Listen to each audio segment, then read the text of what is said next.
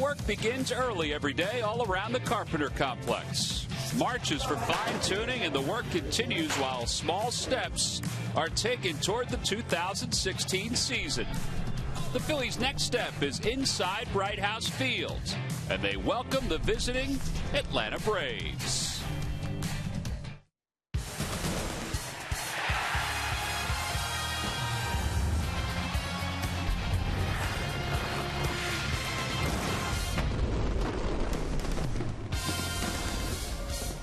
Spring training is a time to get to know some of the new players. Cameron Rupp going over the signs with Jeremy Hellickson. For the fans, they'll get to know some of the Phillies' younger players and some of the veterans. And how about Swanson, the #1 overall pick by the Arizona Diamondbacks, now with the Atlanta Braves?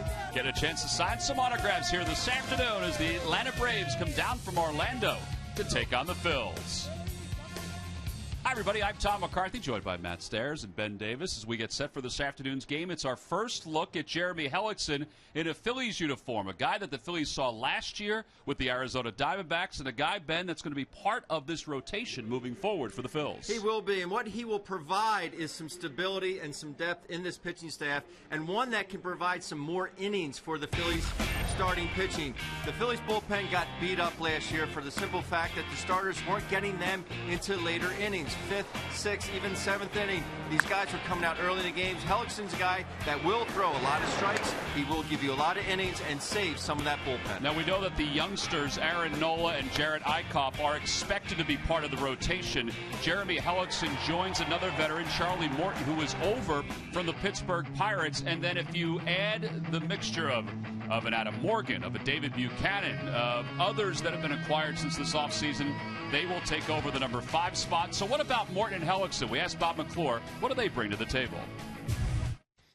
Well, they're both, veteran presence, strike throwers, change speed guys. Morton's a big ground ball guy. And so I expect from them, a leadership factor, a leadership role. The young pitchers can't ask me every question because I'm not in the game with them. Hellickson has faced a guy 20 times. Here he is in spring training. It's invaluable information from a pitcher standpoint.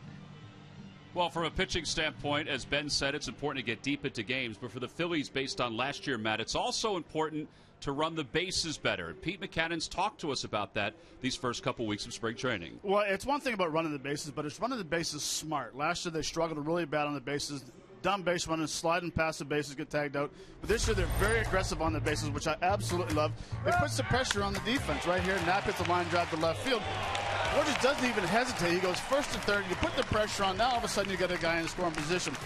What they're really emphasizing on is coming out of the batter's box, thinking two right away. Freddie Galvis, it's a regular line drive up the middle, miscommunication, but he does not hesitate coming around first base. That's the reason why you can get into second base extremely well. The harder you run the bases and the smarter you run the bases, it puts pressure on the pitcher. Now he has to become a ground ball pitcher. The defense has to be on they can't be on their heels anymore. They have to be on their toes. So I love the aggressiveness, and that's why every morning they're out there working the first and third, being aggressive, running the bases the way they're supposed to. The other thing Pete pointed out yesterday was Odubel Herrera coming out of the box thinking 3 instead of 2.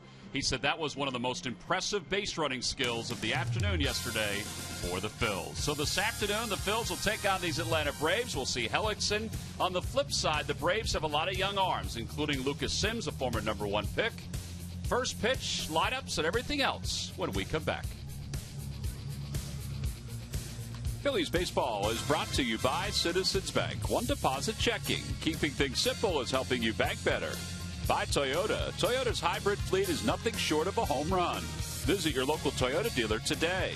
By Xfinity. Xfinity X1 will change the way you experience TV. And by Independence Blue Cross. Live fearless. Learn more at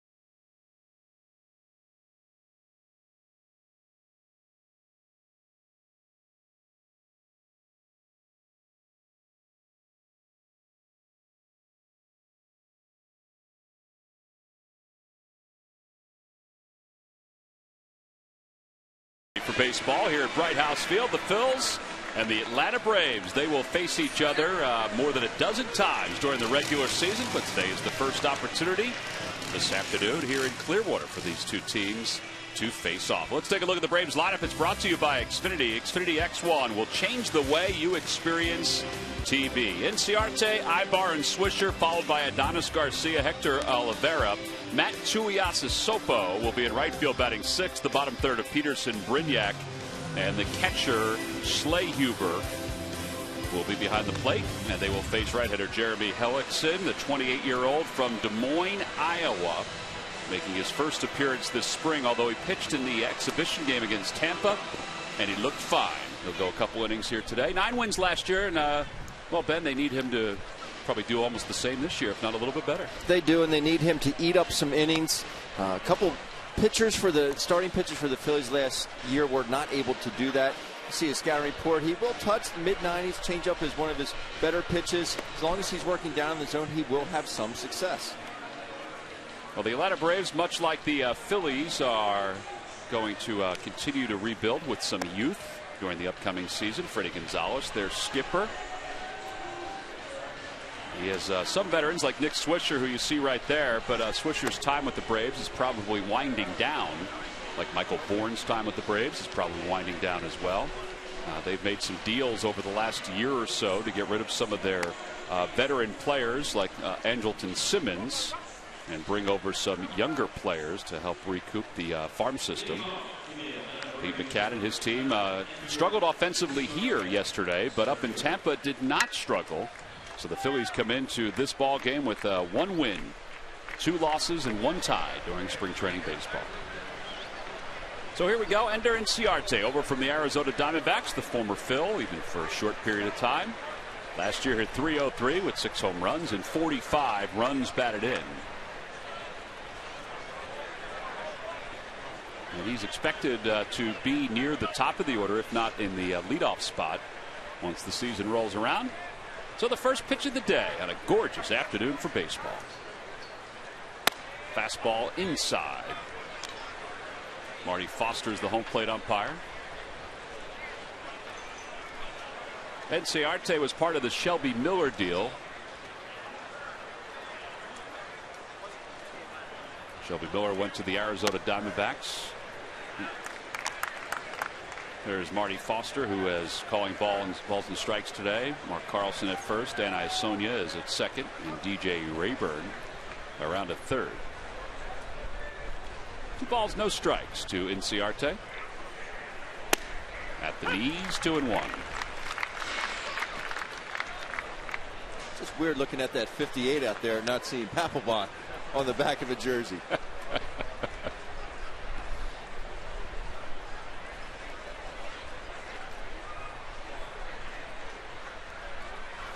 Way inside, 3 balls and 1 strike. You can see Hellickson, a very deliberate windup, but he does have a very quick arm. The ball does get on you. I never liked that from a hitting standpoint. A guy with a slow motion, and then all of a sudden the ball seemed to really jump on you. Former Rookie of the Year in the American League, won 13 games back in 2011 with the Tampa Bay Rays. Really saw him last year, of course, as we saw in the highlights in Arizona. That ball is looped out toward right field. On the run is Aaron Altair. He dives, and it's off the heel of his glove. Inciarte can run. He's on his way to second, and he'll stop there. And that'll be a leadoff double for Ender Inciarte. Nice effort by Altair. I didn't think he had a chance when the ball came off the bat. Picked up, he actually had it, and it bounced out and hit the ground. Right there. Good effort. That's one thing we'll be talking about the outfielders this year is the amount of range they have and how much field they can cover. And that's a good thing. Even, today's outfield, Lowe, Goodell, and Altair, all 3 can run. Eric Ibar over from the LA Angels of Anaheim. Ibar spent his entire career with the Angels. 1,223 hits. He takes outside, 1 ball and no strikes.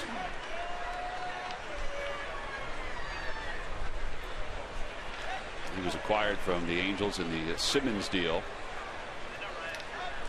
See his career numbers. Last year he had 270 with the Angels, 3 home runs, 44 runs batted in. That ball is roped down the right field line. That'll be in for an extra base hit, and the Braves will take the lead. Ibar will pull him to second. It'll be an RBI double as Inciarte will score, and it's 1-0 Atlanta here in the top of the first. It's got to be a pretty good feeling right there. He was right on that pitch. It was up in the zone, and he just whacked it toward the corner. Yeah, it's a pitch up in the zone. He wants to hit the ball to right field. Gets a bonus out of it. Gets a double and an RBI. Ibar with a very nice swing. The perfect 2-hole hitter for any team. He can bunt, he can hit and run, and you can see what he just did there. Advance runners over from second to third and get them in.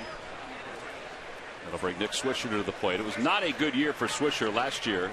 46 of his games were played in Atlanta. He had 195.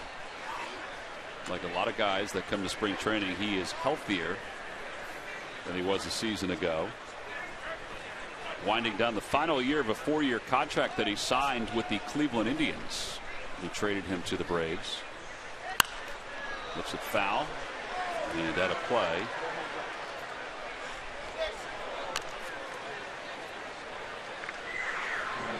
.73 degrees today. The wind has picked up over the last hour or so, and it's moving pretty good from left to right. I don't know if you want to really talk about the degrees today with the folks back home. A little bit of snow this morning and kind of rubbing it in, Tom. It was not my intention, Ben, to rub it in. 1 ball, 1 strike. That ball's pulled foul past Terry Pendleton. I want to get a glove up there.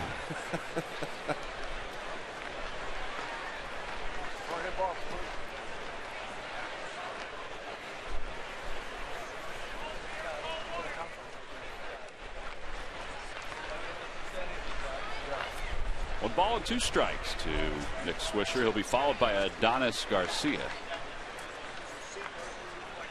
In the dirt, blocked by Rupp with a runner trying to go to third base. Ibar, and he'll get there. Pretty good reactions by Ibar. That ball didn't trickle away too far, but he had a good secondary lead. One thing that did help him there was the fact that the ball went to the right off of Cameron Rupp. You can see it get back behind Nick Swisher here.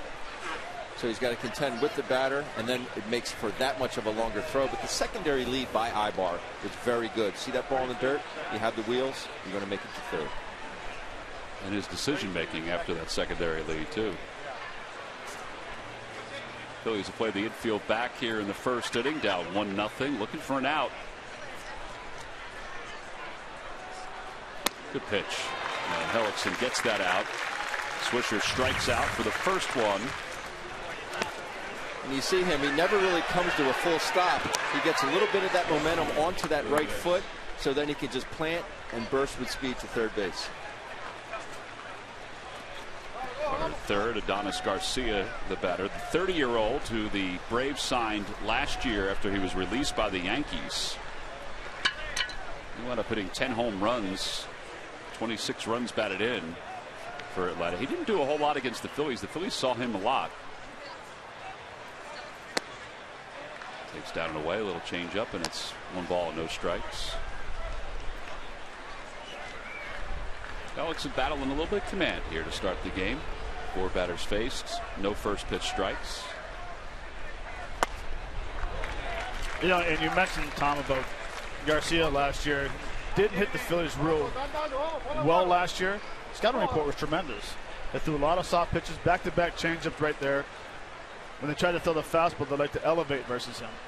So early in the season last year or late in the season, they also had a very good scouting report on him, which is carrying over so far.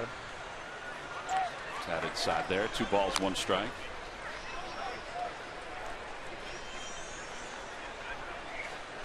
Hellickson last year, his best month was the month of July. He made 4 starts for the D-backs, was 2-1 with a 1.88 ERA. Pitched very well against the Phillies that day in Arizona. He actually was the one who cost Maikel Franco the rest of his season when he hit him with a pitch.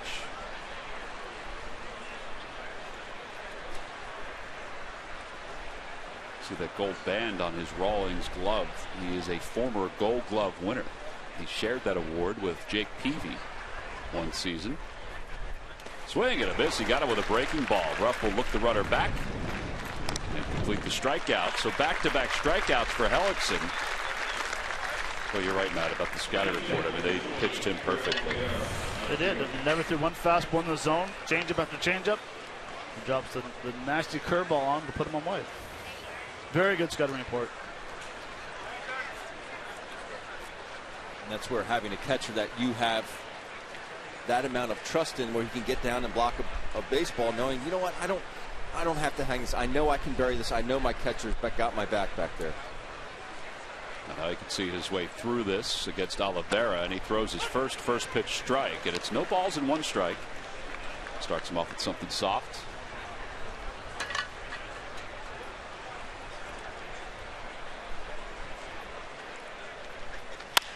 Off the hands, out toward left center field. Both the left fielder Lowe and the center fielder Goodell got good jumps, and you can hear them both calling for it. And Goodell goes falling to the grass, but the catch was made. One run does score. A couple of doubles for the Braves.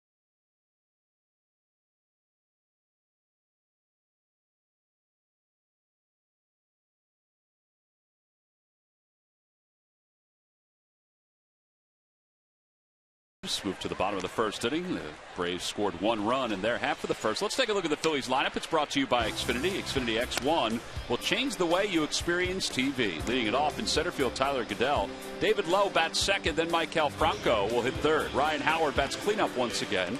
See his career numbers against the Braves. Then Altair, Williams, Sweeney, Ryan Jackson, and the catcher Cameron Rupp will wind it down.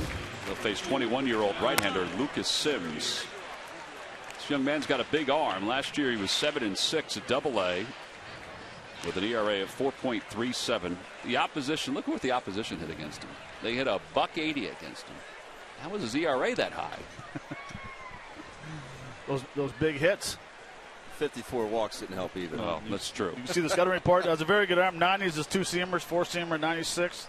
3-pitch pitcher, and he was a first-round draft pick in 2012 for the Braves. Graduated from Brookwood High School in Snellville, Georgia, which is in Gwinnett County, and only 45 minutes from Turner Field. Facing Tyler Goodell, who had a good day yesterday against the Yankees. Overall this spring, he has 2 hits and 4 at-bats. 23-year-old Rule 5 pick by the Phillies out of the Tampa Bay Rays organization.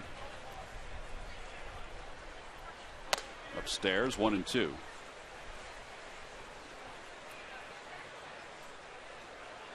Tyler was also a first-round pick of the Rays back in 2011. Grounds that one toward third. And Garcia's up with it. And he throws him out. But I think you got a glimpse of one of the things the Phillies are excited about with Goodell, his speed. Garcia took a little bit of extra time and then looked up and thought, I better get rid of this ball. Pete Buchanan was excited to see Tyler play today because he was sick the first couple of days of games, and Pete was here while Goodell was up in Tampa yesterday. As David Lowe takes outside.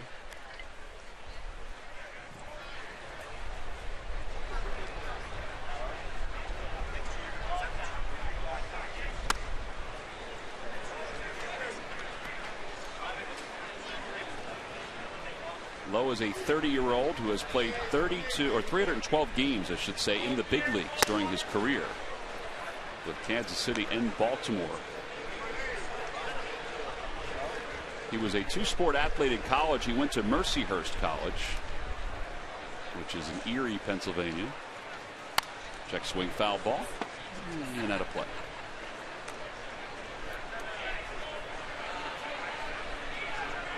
Couldn't imagine playing baseball in the spring in Erie.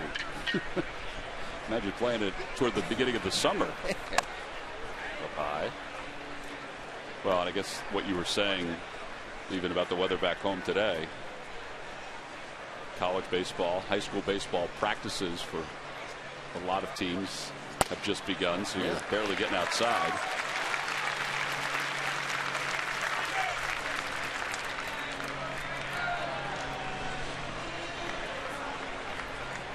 One away, runner at first. Here comes Michael Franco. Hit a long home run yesterday. Matt, you were watching the highlights of it today, right? Is that what you were watching? No, I was actually watching Altair's home run. He hit. Oh, right. Down Eden. That's right. Franco hit 14 home runs last year. 3 home runs in winter ball, and he was hunting for Frenchie's Tiki Bar right there. That last pitch was 104 miles an hour. Changeup. That's what it said on the big screen out there in left center. And on TV as well. I think they have to make some adjustments. Maybe recalculate. A high fly ball, left center field. Coming in is Inciarte. And there are 2 outs. Matt, you mentioned it the other day, but that right there is one of those pitches. If you're in midseason form, that ball is going to be annihilated. And that's just something you stay back just a hair longer. You can see the pitch. This is a hanging breaking ball. And it says, hit me! And you pop it up. I had a long talk with Pete about that today, about timing. You know, we were talking about some of the plays in yesterday's ball game, and I was telling him what some of the stuff we were saying is the runner goes, and Lowe is out at second base. And I will continue that story in the next half inning, or maybe in the bottom of the second. I'm looking forward to it. Thank you, Matt. I appreciate that. We'll be back to Clearwater right after this.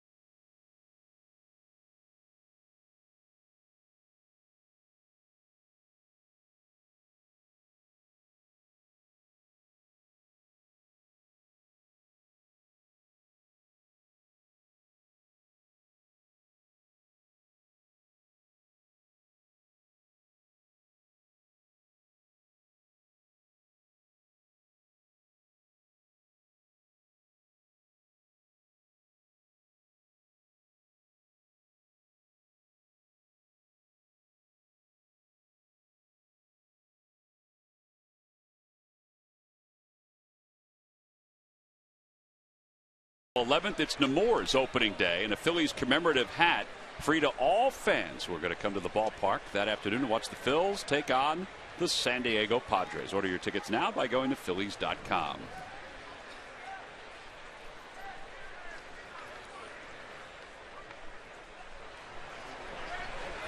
start the top of the second, and Matt Tuiasosopo will lead it off. He takes a strike. I don't know if you guys remember this or not. When Tuiasosopo was with the Tigers, I thought he was going to turn into an everyday player for them in left field as they were making their transition from some of their veterans to some of their younger players. Swing and a miss. 244 with the Whites for the Tigers, excuse me, in 2013. Last year he was in the White Sox organization. 18 homers, 52 runs batted in. And he is down looking on strikes. Good morning, good afternoon, and good night. Well, Aaron Altair has been lifted from this ball game. He's in the dugout holding his wrist, and he was relieved of his duties with Cedric Hunter going out to play right field. He dove for that ball. As you see, the miscommunication to end the last inning. And Lowe looks like he was he and Goodell were a little slow to get out of that trot. But for Altair, his was on the Inciarte double, where he dove and it was off his heel. And he must have done something as he went to the ground. We'll try to get you an update on that. Hopefully it's nothing serious. I think that's one of the things in spring training that you always hold your breath is if somebody gets banged up. The day on the calendar says March 4th, so there's no reason to keep running him out there in case it is worse than we think. Here's Jace Peterson. The count 1-1 Peterson, second baseman for the Braves. Should be out there every day. A guy they acquired a season ago from the Padres. Whacks that foul, and it's 1-2. Here's that dive we're talking about. Kind of rolls on it a little bit right there. That's where he was kind of touching and rubbing it in the dugout. And now the 1-2 pitch coming to Jace Peterson. Off speed pitch, pretty close. 2-2.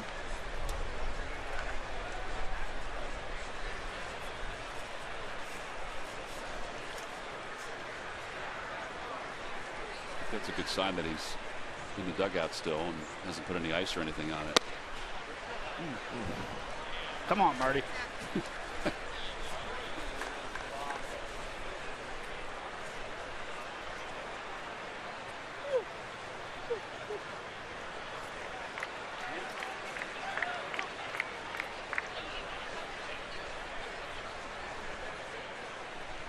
Swing and a miss. He got him with an off-speed pitch. That's 4 strikeouts for Hellickson. So 2 away, and Reed Brignac is coming up. Really nice straight change here by Hellickson. It just comes out of his hand. You think it's a fastball. Comes out of his hand hot, and then it just puts the brakes on. See Peterson way out in front. Good movement. Late movement on that changeup there. It's kind of what Bob was talking about during our open. That's what he needs to do to be effective. Former Phil Reed Brignac pops it foul and out of play.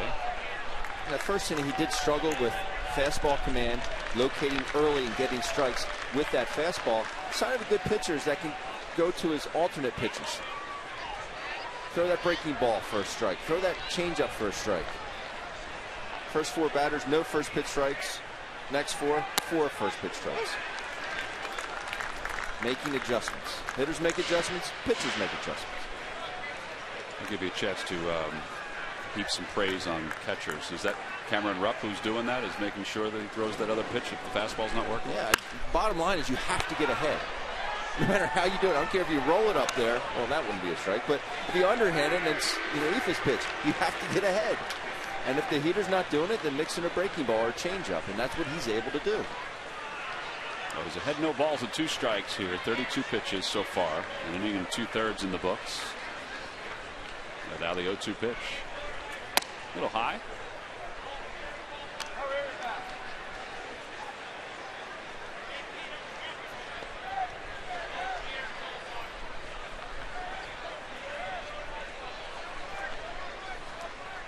Got him.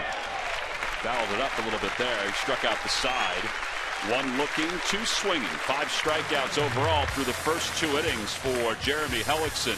We've completed 1.5 onto the bottom of the second. It's the Braves 1 and the Phillies nothing.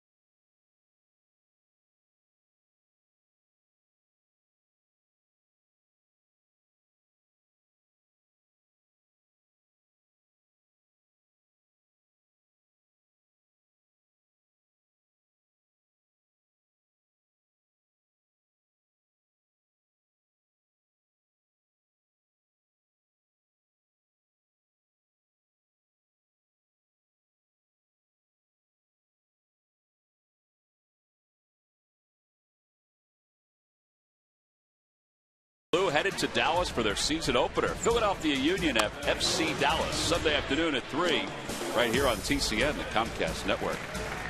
You drive into the compound here, the beginning part of the complex. You'll see the Phillies banners, but also next to it you'll see the Union banners because they were working out down here in Clearwater before the start of their season. Jeremy Hellickson is probably done after 2 innings. That is Andrew Bailey, who was warming up in the pen. Ryan Howard leads it off. Howard was up when David Lowe was thrown out trying to steal. At the bottom of the first inning, talking about timing of hitters during that moment as Howard waves at the 1-0 pitch. And Pete today was saying that he may do things a little differently these first few days of spring training because he wants hitters to get their timing down. He said there was a point yesterday where he was thinking about bunting, and he thought, you know what, I'm not going to bunt here. I want to see if I want to let this hitter, I think it was Freddie Galvis, let this hitter, no, it was Cesar Hernandez actually, let this hitter get his timing down. He might get a fastball here. We'll see if he can time it. We had that at bat yesterday where Cesar, 2 batters had just walked, and Cesar swung at the first pitch. And I asked Pete about that. He said, no, I told him to. He said, I figured he was going to throw him a fastball there. He said, so I wanted to see if he can catch up to it, get his timing down on that particular pitch. He said, I may have later on this spring or during the season told him to take because the guy was all over the place. He said, but that was me that told him to take a hack at it. As Howard strikes out.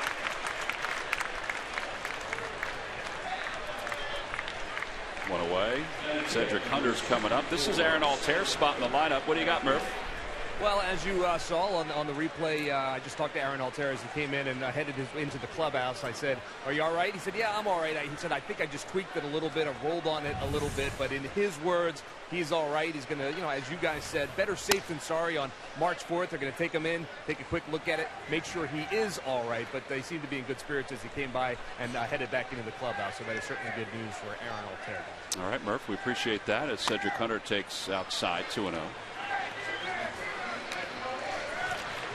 Hunter has 2 RBIs so far in the first few days of spring. He is from the Atlanta Braves organization, where last year hit .283 with 12 home runs, 77 runs batted in. Upstairs, 3-0.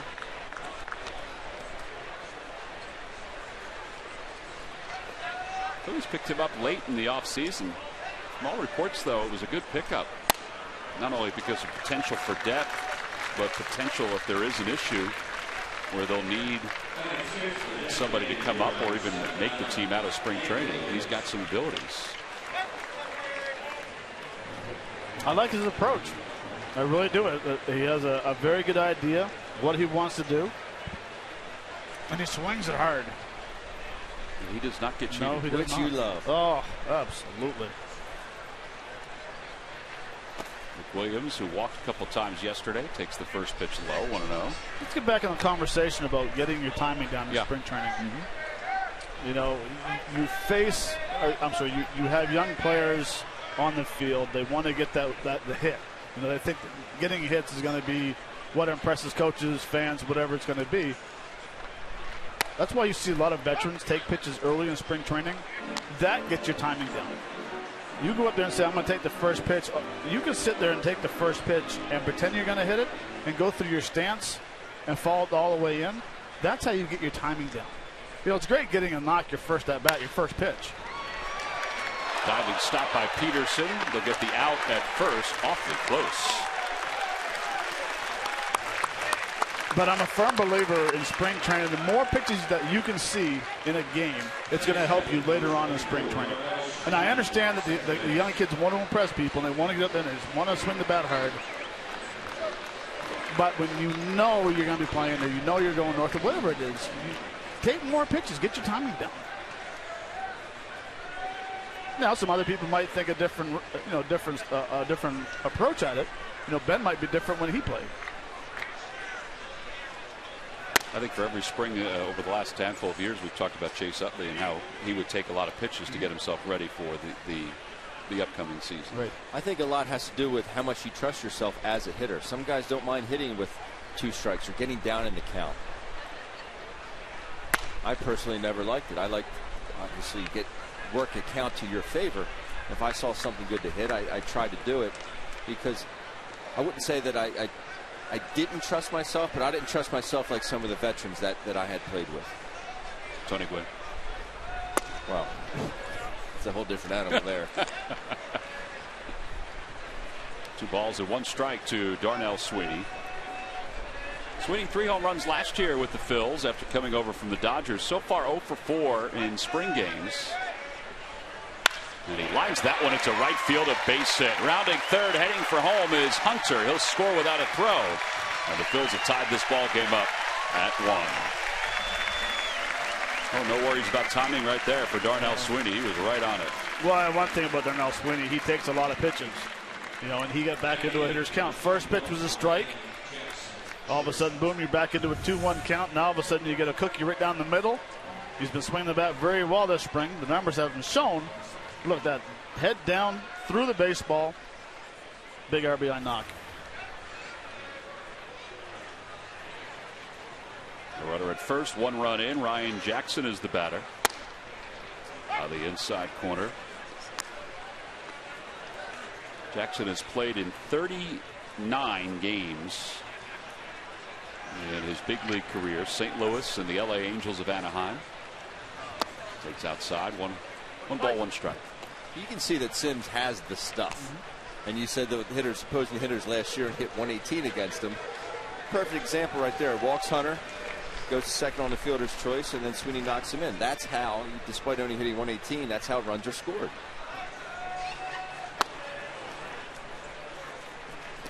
And he's thrown some pitches this inning. He made some excellent pitches to Ryan Howard.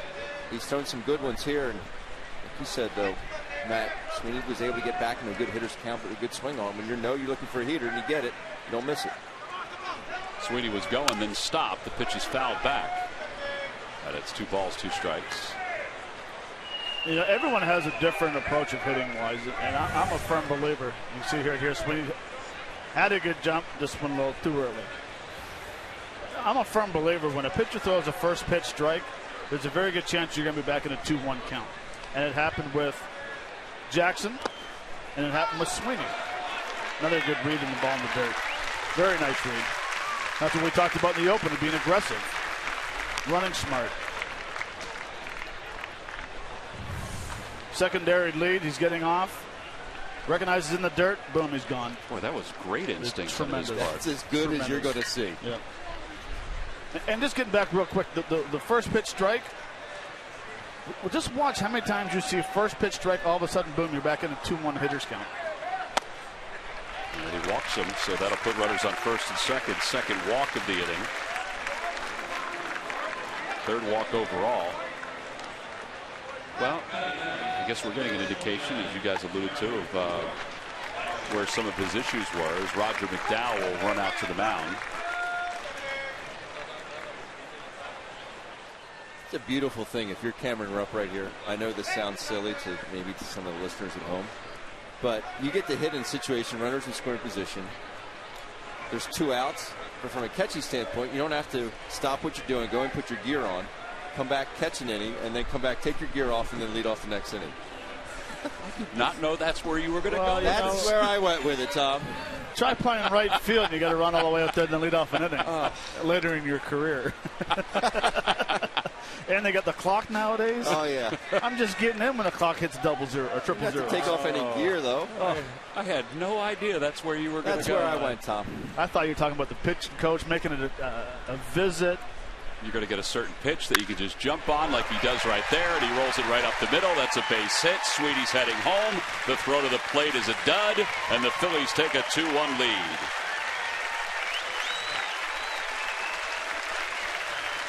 And now Cameron Rupp doesn't have to go back to the dugout with his head down to put his catcher gear on. He can go back to the dugout eventually with a hop in his step. That's right.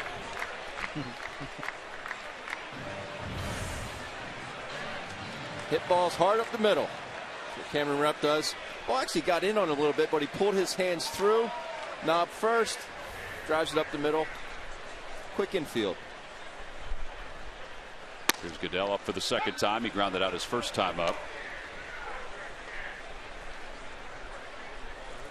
Tyler Goodell, who was a former infielder, who the Rays moved to the outfield.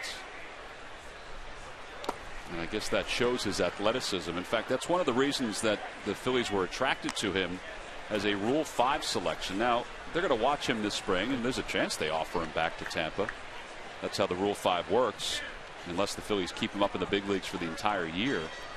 But they liked the fact, Mike Ondo, who's the director of pro scouting for the Phillies, who was overseeing the Rule 5 selections, said the fact that he was athletic enough to move from shortstop and third to the outfield was one of the things that attracted the Phillies to Goodell. And plus, he could play all 3 outfield positions.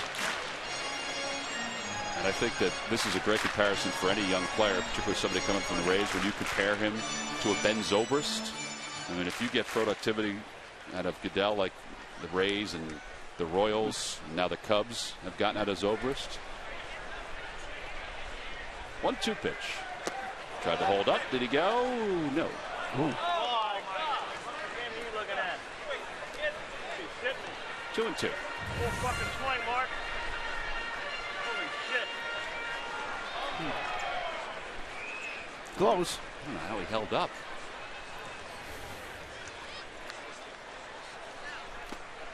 There it again, 3-2. This is probably the last batter for Sims.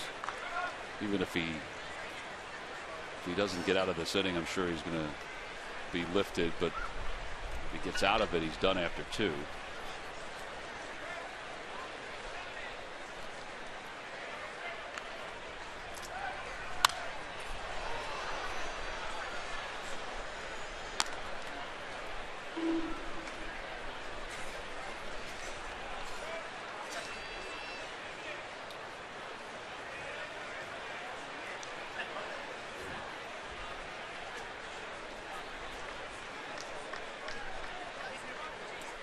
Runners go. Pitch is whacked down the right field line, and it is a fair ball going to the corner. It stays in play. 2 runs will score. Goodell's on his way to third. Nope, he's going to put the brakes on. It's a 2-run double, and the Phils take a 4-1 lead.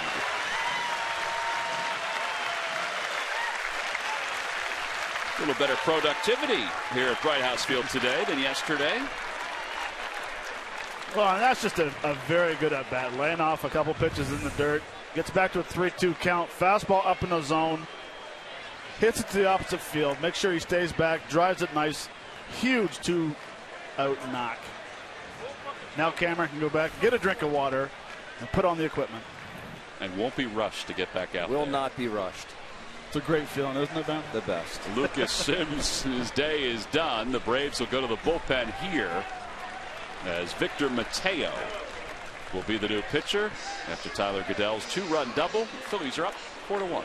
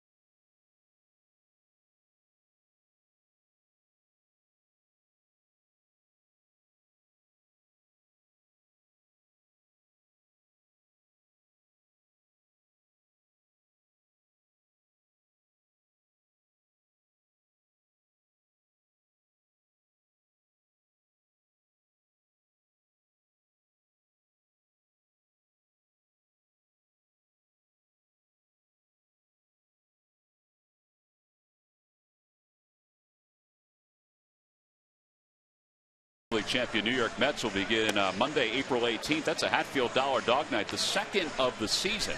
It's a 3-game series, all 3 games at 7:05. You can order your tickets by going to Phillies.com.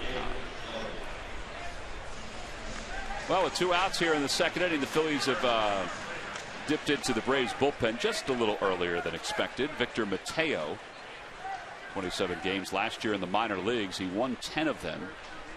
He came out of the bullpen in 2 of those 27. He's on for Lucas Sims, and he'll face David Lowe with a runner at second base.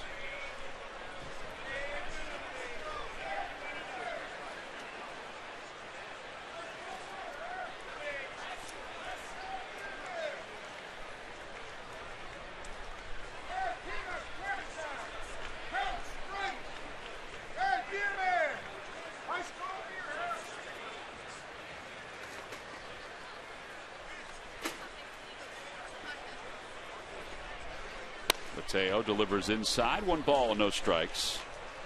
Lowe walked his only time up.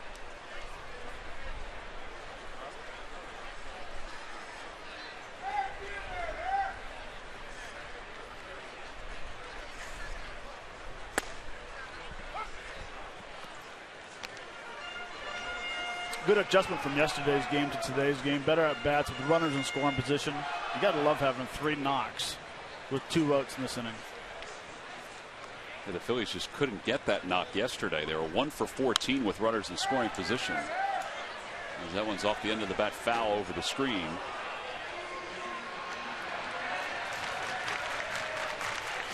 Now that was the story here. The story up in Tampa, the runners in scoring position numbers were much better. Yeah. And that does count toward the Phillies totals.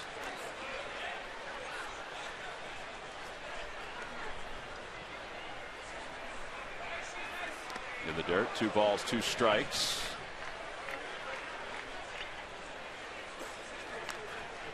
That's a busy man today. There are a lot of balls in the dirt. Well, Schlehuber is one of the young catchers that the Braves have in their system. Not one's gotten by him. 2 balls, 2 strikes. Off the end of the bat, foul again. Over toward the screen.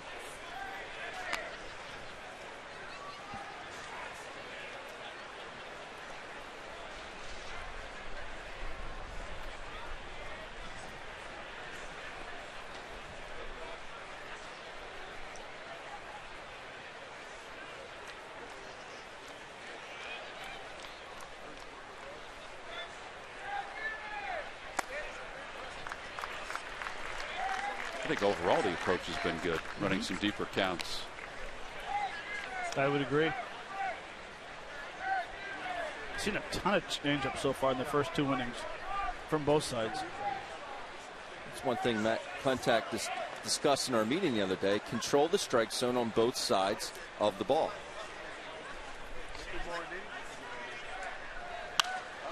That's one of the things when we asked him about, styles and what he's hoping for, even from his standpoint, what he's looking for is controlling the strike zone on both ground balls, putting the ball in play. No, I wasn't the one throwing the ball, but just from a catcher's standpoint, it was frustrating as heck for me to just keep putting fingers down. These guys would lay off pitches. They'd foul balls off. You walk into those ball clubs like that, and what do I do? What approach are we trying to do to get these guys out? They're fouling balls off. They're taking the close pitches. It was very frustrating from my aspect behind the dish. Well, that's 4 walks the Phillies have drawn in this afternoon's ball game. The 1 in the first, and now 3 here in the seconds. And now Maikel Franco, who flied to center, shallow center, is only time up. Up there with 2 runners on, he takes low. It's 1-0.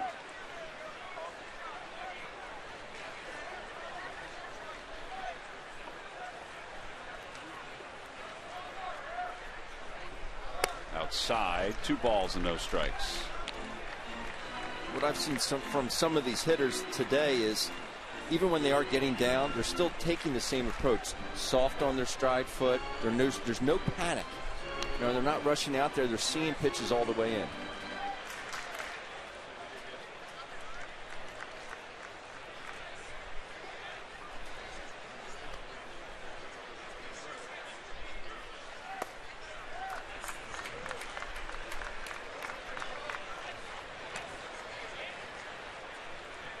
Green light, Matt? Absolutely. I think this is going to be a blinking green light. You mentioned it before. He just missed the last pitch in his last at bat when he takes on the outside corner.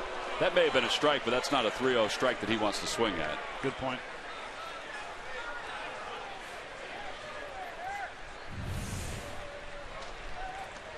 Nasty 3-0 pitch. Oh boy, look out, everybody above and beyond Frenchie's Tiki Bar. Woohoo! Boy, if the wind wasn't blowing from left to right, that would have been way out of the ballpark. It's still a home run, though, a 3-run shot. And the Phillies now lead it 7-1.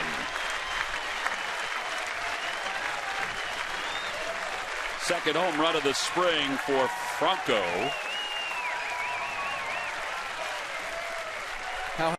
That Marty Foster called that 3-0 a strike. What a swing. Talk about getting your foot down early and the extension through the baseball. Through the wind. Yeah, if this was yesterday. Oh yeah. Oof. Here's Ryan Howard. The Phillies have batted around. Howard struck out to start the inning. No balls and 1 strike to Ryan.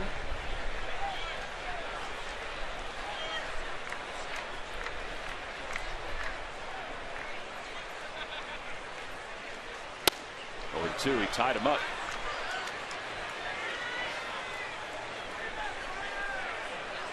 So 6 of the runs charged to Lucas Sims that were allowed here this afternoon. I should say 5 of the runs. Swing of this, and Howard strikes out. So a strikeout to start and finish the second inning for Rhino. But the Phillies scored 7 runs in the inning, capitalizing on the free passes, but also getting a couple of clutch 2-out hits, including a double by Tyler Goodell, and then the 3-1 pitch to Maikel Franco that he did not miss. His second home run of the spring, and the Phillies lead it 7-1 as we go to the third.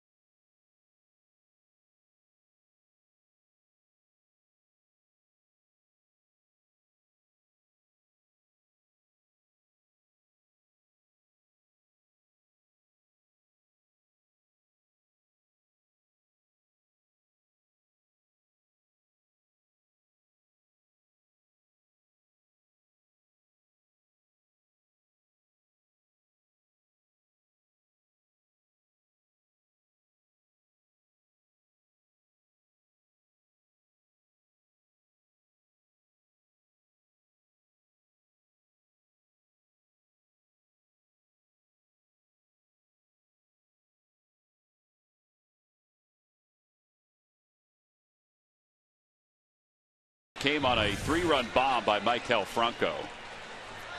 Location and barrel to the ball. Nice, easy swing. And Ben mentioned earlier about how the hitters are nice and soft in that front foot. Getting extension and driving it deep to left field. Boy, if you were Mateo, you probably should have tried to throw that same pitch that you got the strike one on instead of coming back inside like that. Or hoping the 3-0 pitch was called a ball. Or that.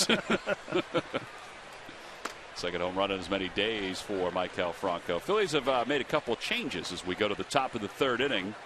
Brock Stassi is the new first baseman. He'll take over for Ryan Howard and Andrew Bailey.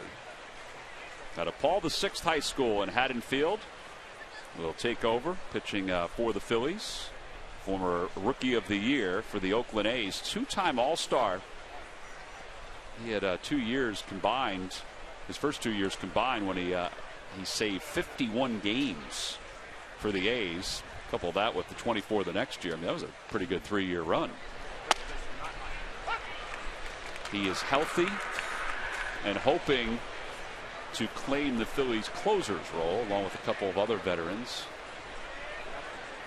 Facing Schlehuber. Swing and a miss. 0-2.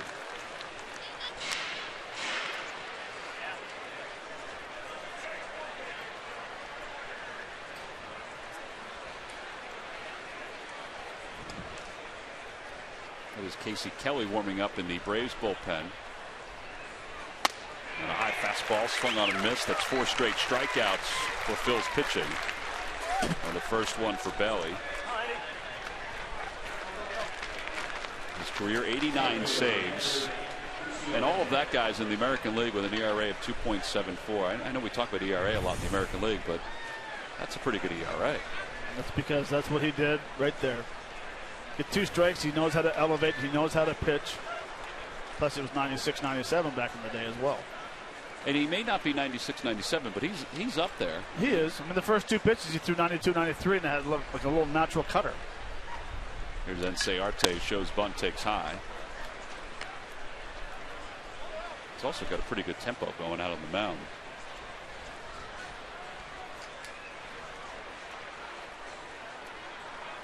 Arte doubled and scored the run for the Braves on the outside corner. 1 ball, 1 strike.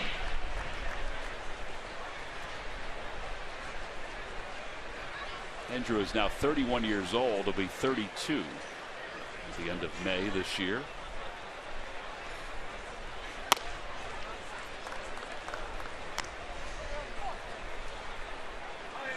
Like Greg Burke yesterday, excited about the opportunity to play for the team he rooted for growing up. He was talking about uniforms the other day, keeping uniforms. Now, this is one that I think he's looking forward to keeping. You know, the fact that he'll always have that Phillies uniform up in his house. That one's over our heads. 2-2. I think a lot of these guys in camp are realizing there is opportunity here, and that's why they're excited to be in this camp. I think that's why you're seeing the overall hustle, the energy that pretty much each and every individual is bringing every day.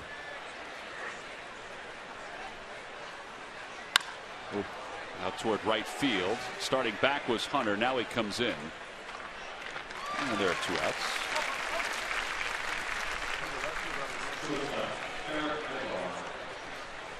Nick Williams gazing from the bench. He was out in right field yesterday. He knows how the wind was going out yesterday. It's changed a little bit here today.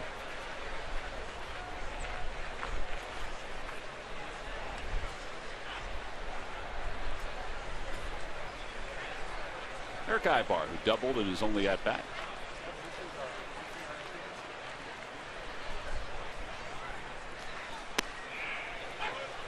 Who knows what the Braves will be this year?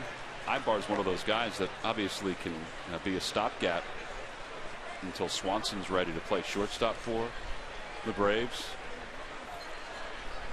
But he also could be a guy the Braves could deal as the season moves on and get something back in return that can help them in the future. I'm not saying that they would do that, but they could do that. And they probably will do it. That's a line drive, base hit into right center field, so he has 2 hits this afternoon.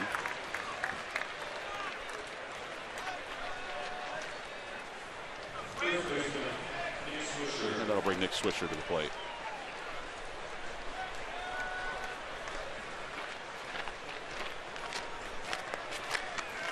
No 2 pitch. I think Bailey would love to have back. Yeah. What spring training is for. Bailey's injuries, you know, and Ben, you pitched at the end of your career. You never want to have any kind of arm injuries if you're a pitcher, player as a whole, but as a pitcher, his injuries were shoulder problems. Shoulder problems sometimes are harder to come back from. Nick Swisher was thinking something other than what Bailey threw. And there's just a whole lot more going on in the shoulder than there is in the elbow.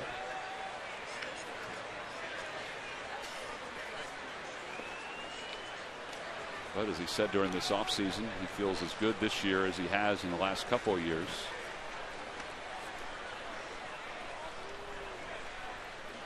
Breaking ball and a little high.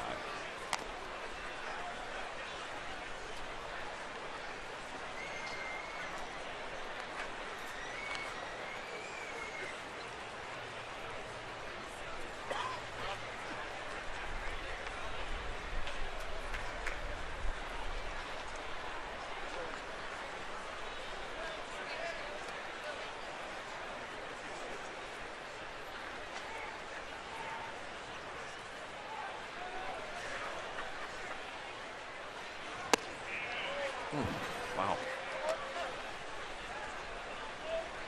Marty Foster just said low and outside. That's a pretty good pitch. Yeah.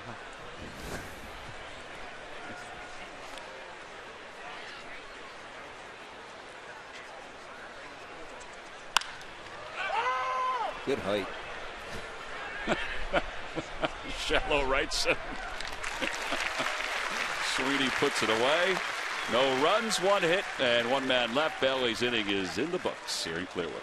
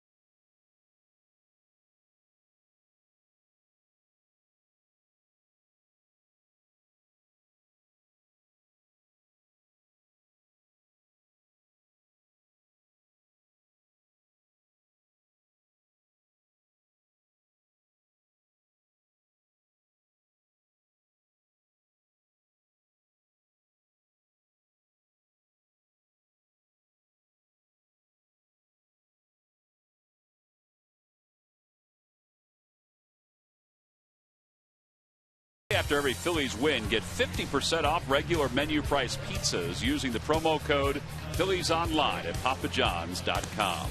And buy WB Mason. You can't go wrong when you buy right.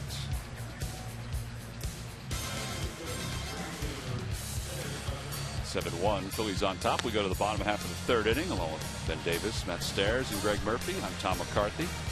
Bright sunshiny afternoon here.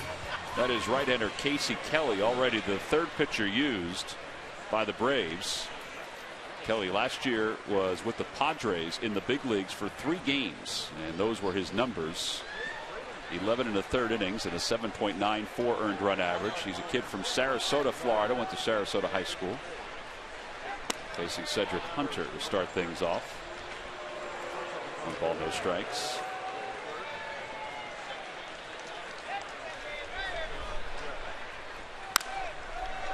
That one is, I mean, that is way up there. With the wind blowing, that's not an easy catch. And there's one away.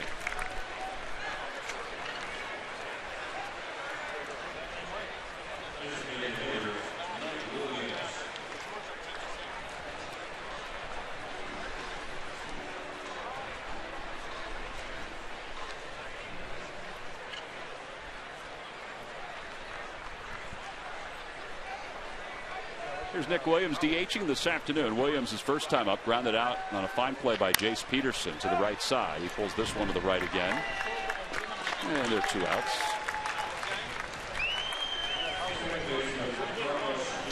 And Darnell Sweeney, who kind of got the rally going for the Phillies in the second inning, will bat with 2 outs here in the third.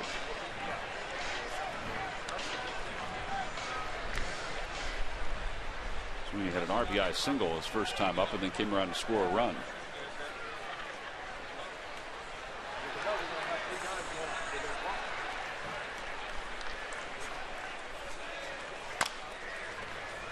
That one will hit foul.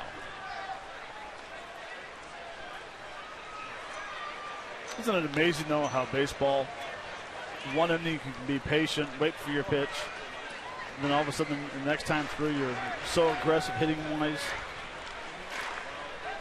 It's like they almost have that little brain cramp where you want to get up there and you're sitting on one pitch and you get a different pitch, but you still swing. Been there, done it many times.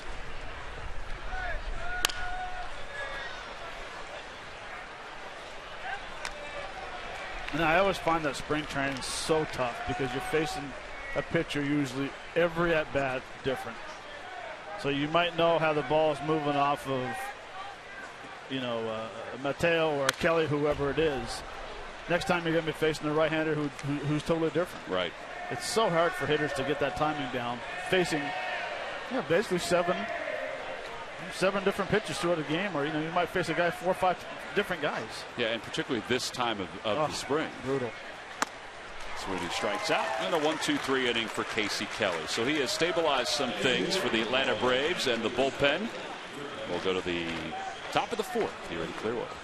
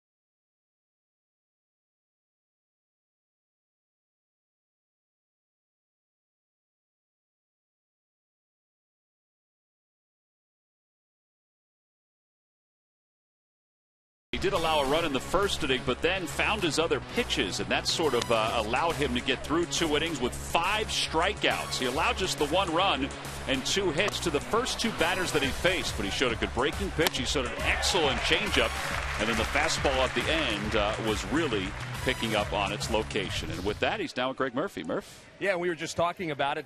Jeremy, working on a little bit of everything in your first 2 innings here. Our first real look at you. Of course, you pitched against the University of Tampa a little bit early, but how'd you feel out there? I know you had all your pitches working. Yeah, no, I felt good. Fastball command could have been a lot better.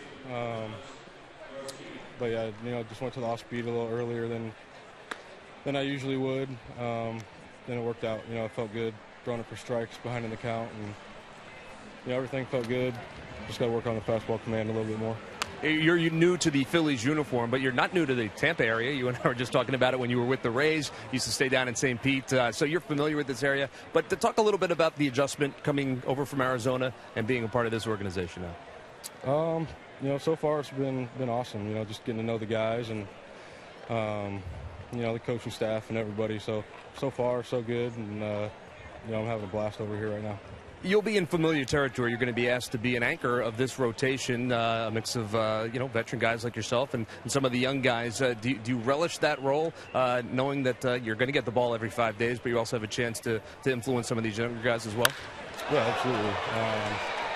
I was kind of in that position last year with some young guys, and I remember my first couple of years just being with Price and Shields, the questions that I had, just trying to take what they taught me those couple of years and apply it to these guys. And I mean, there's so much talent and upside in that locker room, pitching and position players. So it's fun to be a part of and get to see these guys every day. But the bottom line is you are here to continue your major league career and to continue to make a name for yourself. The opportunity that is here in this Phillies rotation, how important is that for you? It's big. Obviously the last couple of years haven't, ended the way I wanted. So, just to get a new opportunity over here, and for these guys to trade for me and, tell me that, how confident and, they know what I can do when I'm right, and I'm just trying to get back to that. And the guys promise to get you 7 runs every time out, too? That'd be real nice. That would be nice, wouldn't it? it? I don't think offense is going to be our problem this year.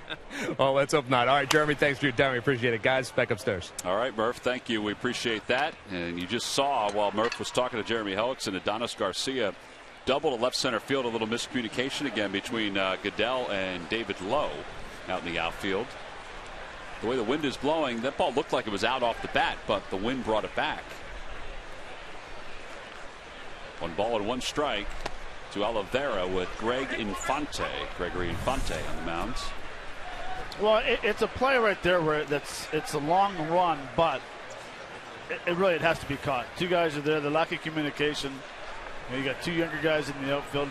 Center fielder has to take control, knowing that the ball is going to be coming back towards you because of the wind. I honestly believe that the first collision, it kind of get them a little timid a little bit out there.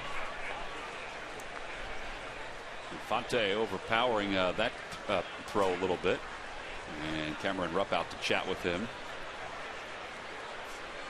You know what you get as a coaching staff or a manager, where you get frustrated is that you work on those plays a ton in spring training. Communication, balls hit in the gap, 2 guys going after it, no one who has the right to call it off. And then when it happens in the game, that gentleman right there, Pete, and his coaching staff are not happy. There's a looper out to right field. That's going to drop in for a hit. Stopping at third will be Garcia. Although Hunter's throw nearly sailed. And that'll put runners on first and third with nobody out here in the 4th inning. And Matt Tuiasosopo, who struck out his last time up, will be the batter. Well, that corner down there is always occupied by youngsters who are looking for some autographs from the Phillies players as they wind down their day. I appreciate you coming over. Thank you. Thanks a lot. Appreciate that. So here's Infante trying to get through what's started out to be a tough inning for him. Phillies will play for 2, up by 6 here in the 4th. Fastball inside. Last year, Infante, we showed you the numbers in AAA, had 7 saves and a 2.77 earned run average. He is trying to get back to the big leagues for the first time since 2010.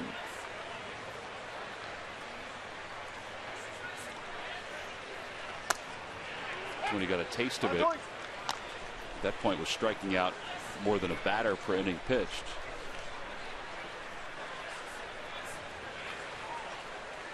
One ball, 1 strike. Seems amped up today. Seems amped up a little bit, yeah.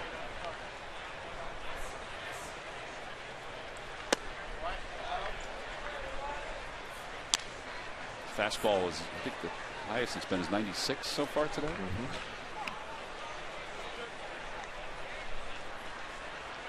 From Caracas, Venezuela, 28 years old.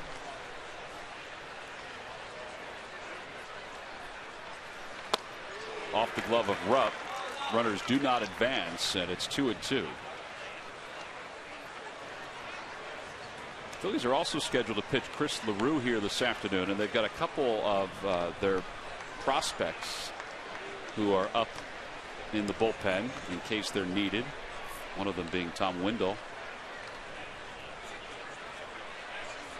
2-2.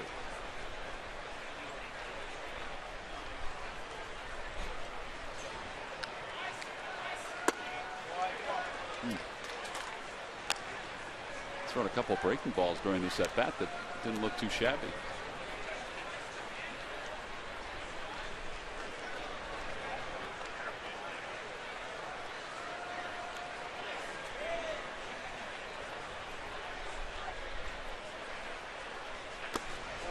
And ball 4, and that'll load the bases up. Tuesday, April 12th is McDonald's opening night at Citizens Bank Park, and all fans 15 and older will receive the McDonald's opening night T-shirt. It's also a Hatfield Dollar Dog Night, a first of 2 the Phillies will have in the month of April. Tickets can be purchased by going to Phillies.com. So the bases are now loaded. And Rupp out to the mound for the second time in this inning.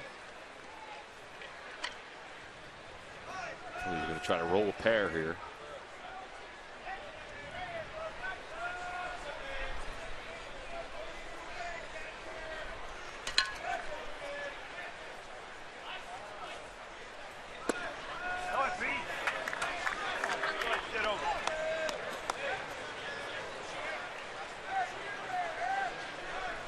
The misplayed double that started the inning, but even beyond that, Infante has thrown 13 pitches, but 8 have been out of the strike zone.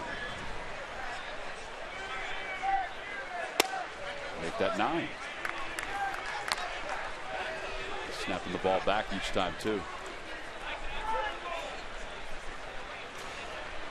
It's hard to get yourself to just say, go easy, go easy, go easy, because you think the only way you can get back in is to go harder. Yeah. Like as a hitter, we go harder, we get slower. You go harder as a pitcher, you lose command.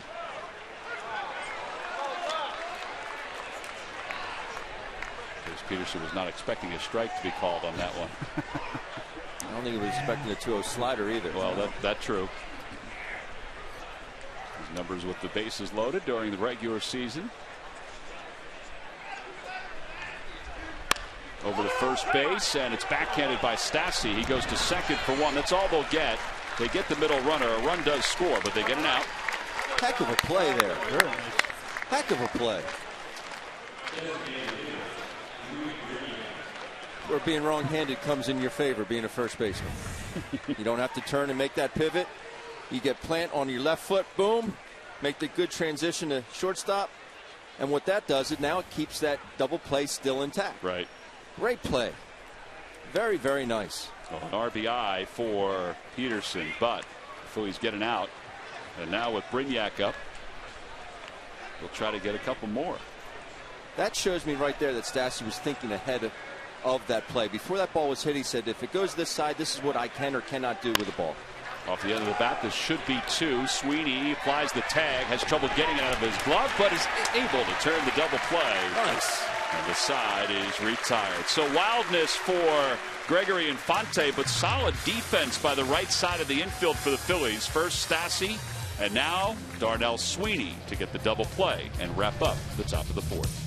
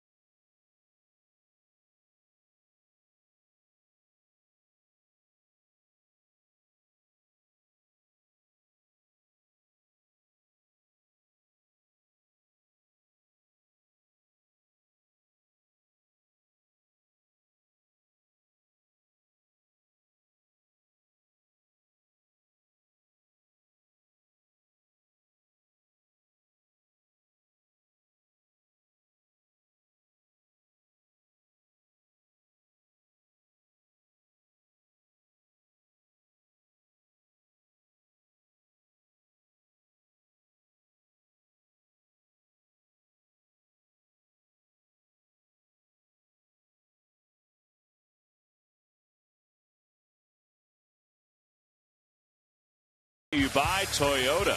Toyota's hybrid fleet is nothing short of a home run. Visit your local Toyota dealer today and buy Xfinity. Xfinity X1 will change the way you experience TV. Phillies lead it by 5 as we go to the bottom of the 4th inning.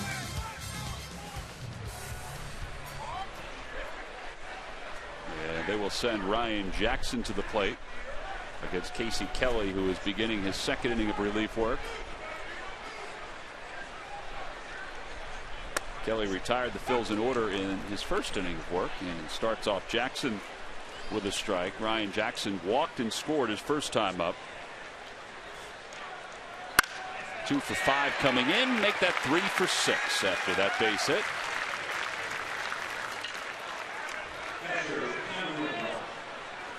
And Cameron Rupp, who had the RBI single his last time up, will come to the plate. Phillies are hoping that Cameron can build on last season when he had 9 home runs and 28 RBIs, but of those 9, he had 7 in the month of August. That was the month where he really came to life offensively. Now, it didn't carry over through September. His numbers dipped a little bit in September, but in August, he had .310 with 7 home runs and 17 RBIs in 17 games. And not that we're saying that he'd be able to do that for an entire season. Each month, have 7 home runs and 17 RBIs, but something close to that because he is excellent behind the plate. He really started to trust himself in the fact that he didn't have to pull the ball all the time. As he pulls that one down the left field line, it's going to the wall. Jackson on his way to 3rd, and he'll be held there. 2 for 2 today for Cameron Rupp. Well, and Ben, you made a great point. With Cameron's swing, he knows he doesn't have to think about pulling the ball every time for a home run. He has such a short swing right here. Boom, drops the barrel to the ball. Short, compact swing, but he can drive the ball to the ballpark anywhere he needs to. Yes. Center field, right center, left field. If they make a mistake, he'll hit the, Frenchie's in left field, and center field will go over the batter's eye. So for me, I love his short swing. Now, we had that tremendous month. Yeah. Confidence. Yeah. He got in the groove. He found his home run swing. He felt like he was excited to be in there every day, and he didn't have to put too much pressure on himself every time he played. I'll tell you too, he was part of some of the events we had this past off season with some of the Phillies season ticket holders and suite holders, and he was funny. A 1 pitch inside, 1-1 to Goodell. He went to Williamsport with us. A nice little bus ride up and back. A couple funny stories about Pete. That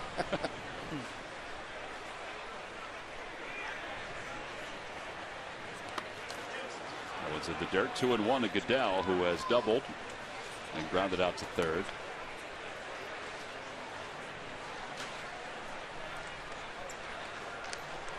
One story was funny. He put Cameron's name in the lineup twice. It said Rupp and Rupp. He meant to put Darren Ruff's name in there. And he went in and told him, he said, gave him a sharp, he said, go change it then.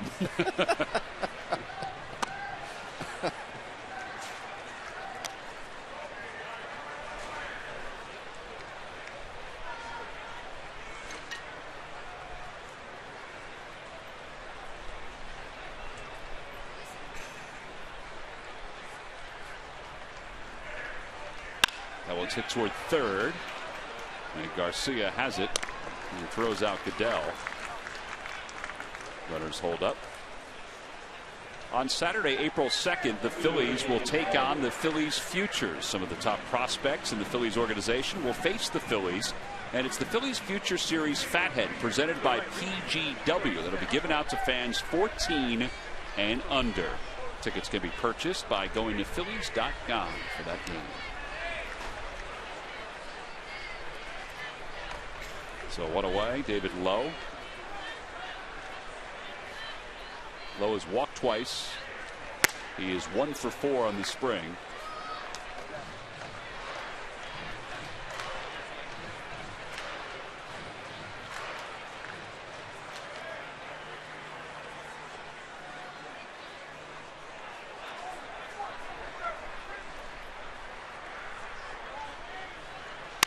Over to first and right between the hole. One run is in. Holding at third is Rupp. It's an RBI single for Lowe, and the Phillies tack on another one. It's 8-2. Well, this is now setting the stage for Maikel Franco, who last time up got a 3-1 pitch that he likes. I guess he liked it. Very nice swing. Crushed a 3-run home run. 2-0. 3-run homer. Foot down early, swinging the bat very well, and back-to-back days of hitting a home run. I think every time he gets up there and takes a hack like that, and the way he swung during spring training, you know, the injury he had, I don't think anybody was totally concerned that he wouldn't come back 100%, but I mean, there's no question right now he's 100%. Anytime you do have an injury to the hand or wrist area, that's how you swing the bat with your hands. And something is wrong, like Aaron Altair, you see him go down with that wrist injury. Hopefully that doesn't affect the way he swings the bat when he comes back. That one's lined to the left field, a base hit. Cameron Rupp will score easily. On his way to third is Lowe. The throw to third, not in time. Fourth RBI of the day for Franco. And that is what we've been talking about, just reading the ball and taking that extra base. And it's part of what Pete, after clearing his throat, told us he was excited about the other day. So Franco is going to be pinch run for. I like the swing. It's hard, but it's still under control, and it's still quick. Some guys, like I said earlier, you swing harder the slower the bat gets, but he's swinging hard. He's coming through with some vengeance. There it is, what we talked about in the open, being aggressive. Well, Franco is done after his 4 RBI day, and J.P. Crawford's come on to pinch run for him.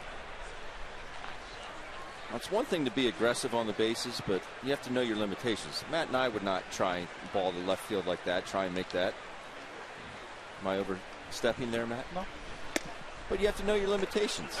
And Lowe knows that he can pick him up and put him down, and he's going to make the third base. See, Tom, he believes that you could have gone first to third. I don't think he believes so that even a little bit. He didn't throw you under the bus. I don't know if he thought I could even get to first, never mind first to third. 1 ball, 1 strike. Stassi hits it back to the box. Kelly's got it. He goes to second for 1, and they turn the double play. 1-6-3. Side is retired. The Phillies, though, score a couple more on RBI singles by Lowe and Franco. We've played 4, and the offense is alive with a 7-run lead.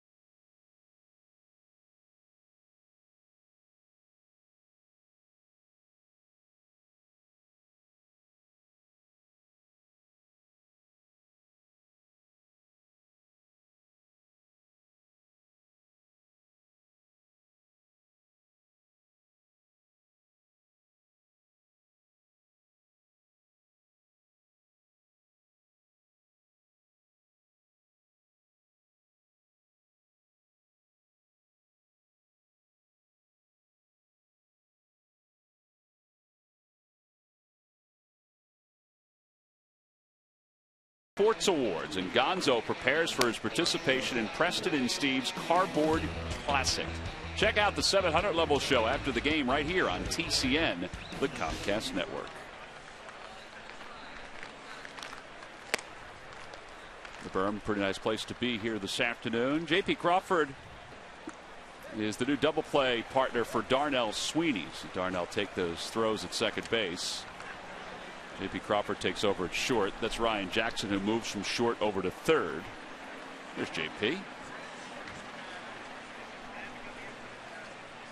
And as we start the top of the fifth inning, Infante will remain out on the mound after allowing a run in the fourth. And he will face Schlehuber to start the inning off. Schlehuber struck out his first time up. Swing and a miss. It's 0-1.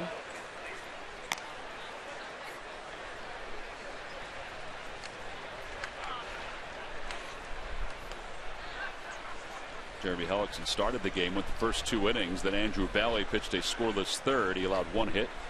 And now it's Infante, who has thrown one inning already and now is in his second inning of work.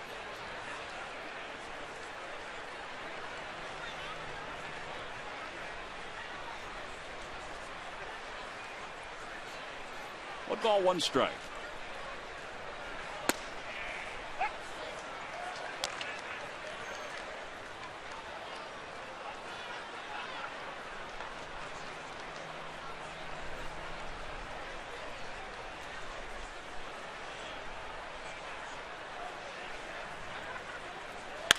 That one is served out toward right and just past Darnell Sweeney. The leadoff base runner for the Braves here in the fifth. And Ender Inciarte will come to the plate. Let's check in with Greg Murphy. Murph.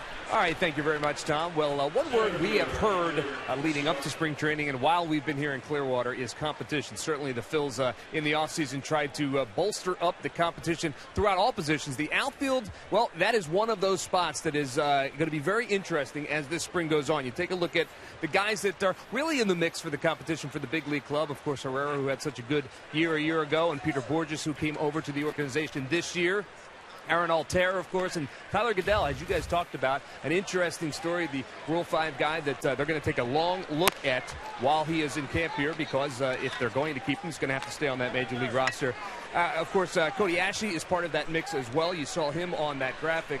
Hasn't had a chance to play yet. He has been battling injury, but he's a guy that thinks he can win a spot in the outfield. So, as often is the case in spring training, jobs are up for grabs. We had a conversation with Phil's general manager, Matt Klentak, just the other day, and he talked about that. You know, all of these jobs, for the first time really in many, many years, are wide open, not just in the outfield, but really throughout this team.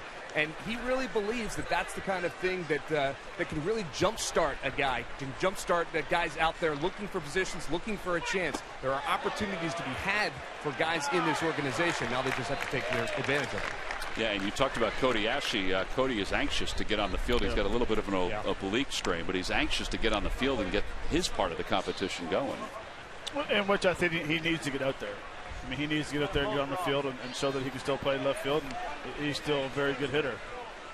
The longer you sit on the bench with the little nagging injuries, it's tougher getting back in that starting lineup again. 1 ball, 2 strikes to Inciarte, and hits that one off the hands, back through the middle, a base hit.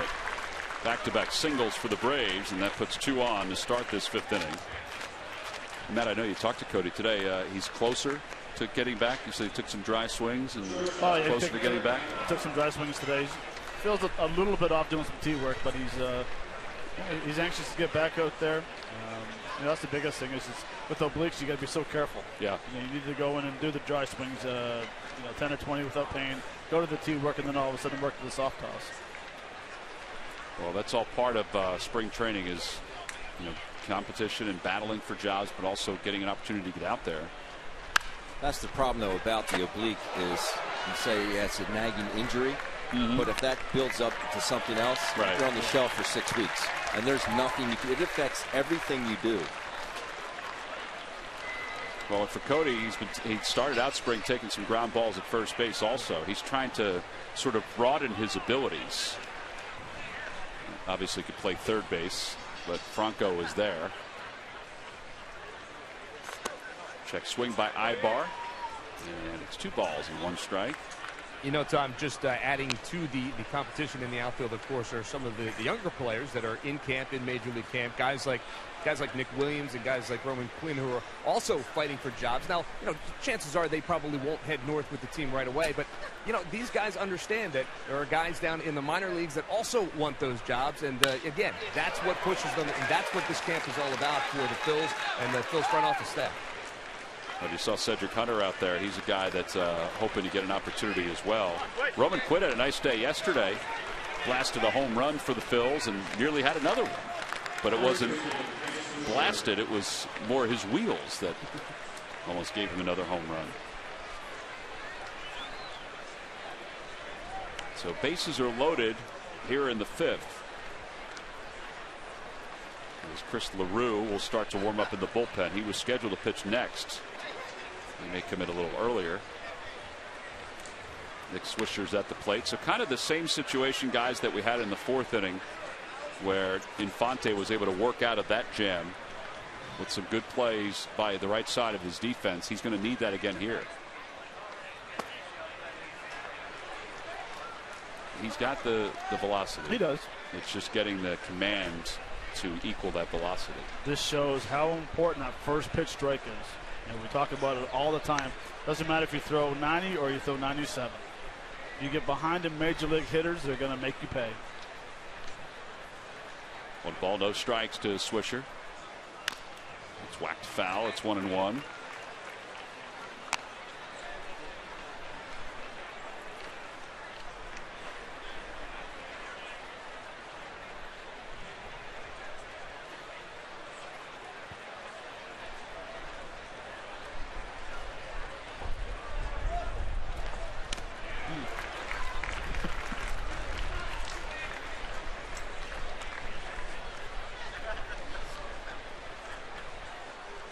I don't think Nick Swish is picking up the off speed very well. No.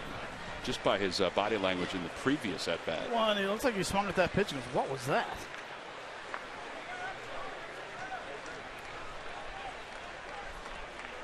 Pretty good chance you might see it again.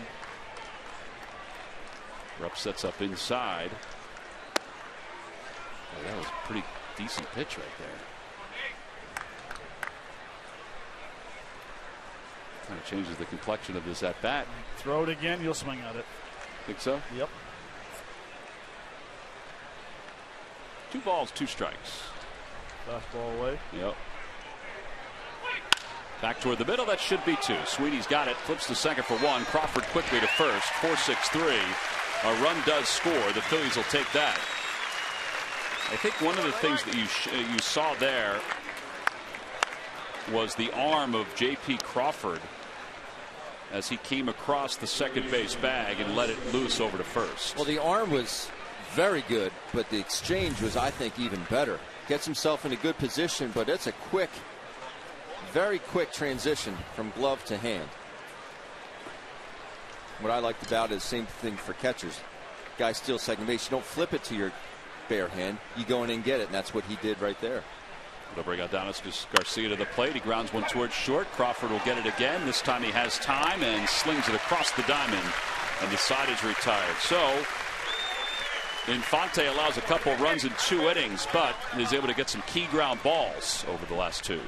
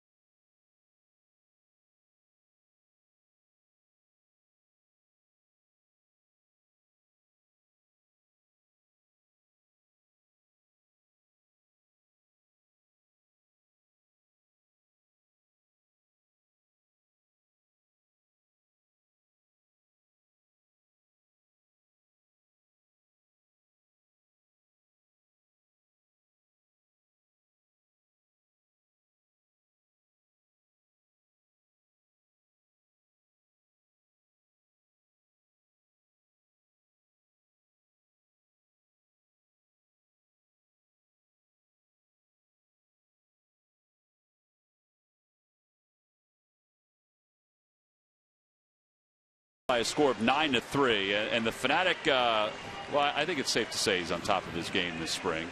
Ben, what did you say to Matt?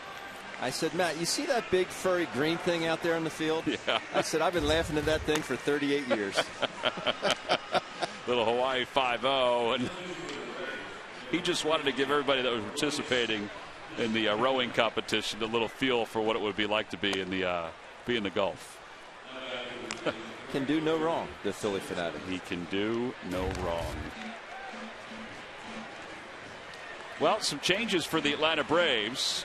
That's the new pitcher, Arodys Vizcaino, 3-1 last year with an ERA of 1.60. And then across the board, the infield has been adjusted for the Braves, which we'll get to in just a second. The only guy that's the same is the guy at second base. Cedric Hunter will lead it off for the Phils here in the bottom of the fifth, and he hits the first one foul at the first base line. Fielded by Nate Fryman, who takes over for Nick Swisher.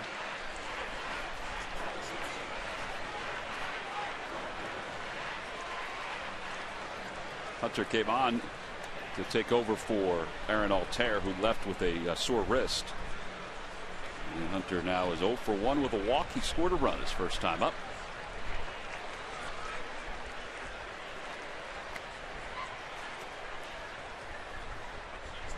Swing and a miss. 0-2.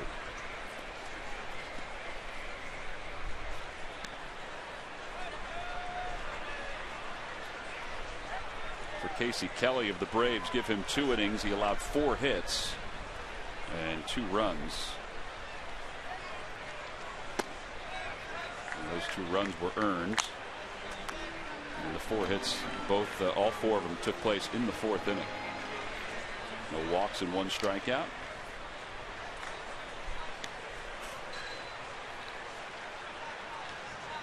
Swing and a miss, and Hunter strikes out to start the 5th inning. And now Nick Williams, who's 0 for 2.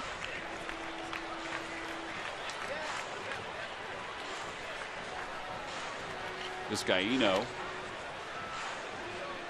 he's got some stuff, and the Braves have a lot of young pitchers. There's a correlation between the 2 organizations when it comes to the abundance of young pitching prospects that are now in the system. And his first pitch is low there.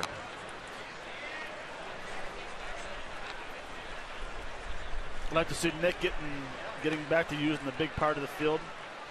2 at bats. 2 weaker ground balls to the right side. Get back in his strength of going gap to gap. Now, how does he do that, Matt? Is that timing more than anything else? Yeah, Is he jumping a little bit? He's going after the balls. Just let it get a little deeper. Trust your hands.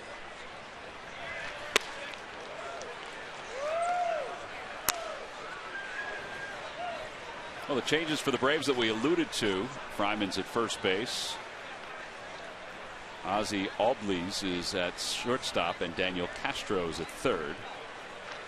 Swing and a miss. 98 miles an hour on March 4th. That's right. It's March 4th. He's throwing 98 miles an hour. Matt Kennelly is the catcher for the Braves, and if he didn't break his glove in before today, it's going to be broken in just a few moments. And Malik Smith is out in center field. Swing and a miss. That was at 100. Oh, I'm just getting warmed up. Oh, Vizcaino last year 9 saves for the Braves. Yeah. Look at the location. Yeah. It's 100, low and away at the knees. You tip your cap and you walk back. Never.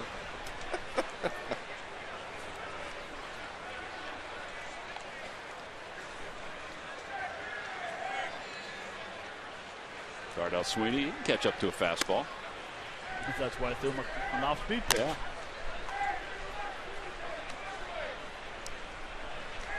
Darnell has an RBI single today. Struck out swinging his last time up, 1 for 2. Phillies have pounded out 8 hits, 9 runs.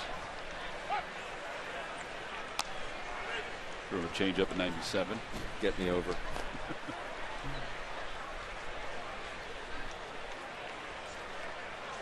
guess if you throw hard, you throw hard. It doesn't matter what it is in spring training, but you're just not used to seeing, 100 at this point, unless Aroldis Chapman is out on the mound. That was a changeup there at 90. But good arm action on it. Speaking of 100, the Phillies, Johnny Cordero, they got from the Blue Jays last year, sounds like he is progressing. He was a little banged up to start spring training. Vizcaíno has just struck out the side here in the 5th inning. And he made it look rather easy. We played 5 innings here at Bright House Field. 3 straight strikeouts. Not only with the fastball, with a pretty good breaking pitch.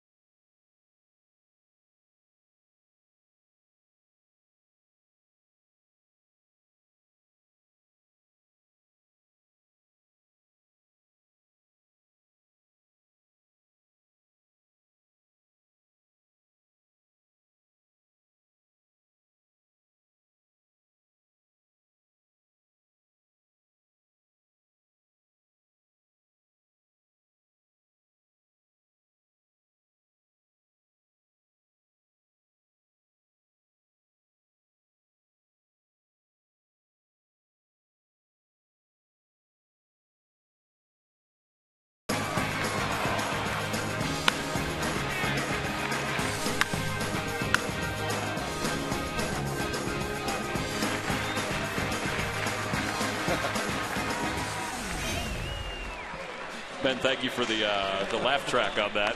9-3 Phillies on top as we go to the top of the 6th inning. Nice job today by Jeremy Hellickson, who went the first 2 innings, struck out 5. First 2 batters reached. That's when he allowed the run, but after that, nothing else. Michael Franco, 3-run home run, an RBI single. Tyler Goodell had an opposite field 2-run double. Also throw in Cameron Rupp, who had a nice base hit to help the Phils in a very good rally in the seconds. And now we go to the top half of the 6th inning.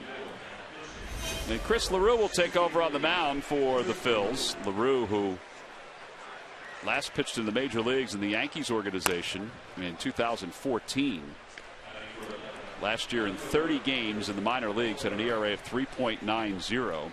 He was in Colorado Springs and then finished up the year with the Phils in Reading. Colorado Springs is he had an ERA of 8.15 in 7 games. Reading and Lehigh Valley is where LaRue pitched last year for the Phils. He'll face Hector Olivera to start the 6th inning for the Braves. First pitch is spun off the end of the bat foul.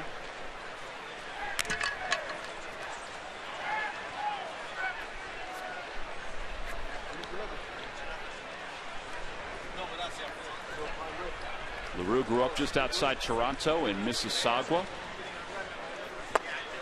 And he went to college here in the States in Rock Hill, South Carolina, just outside of Charlotte.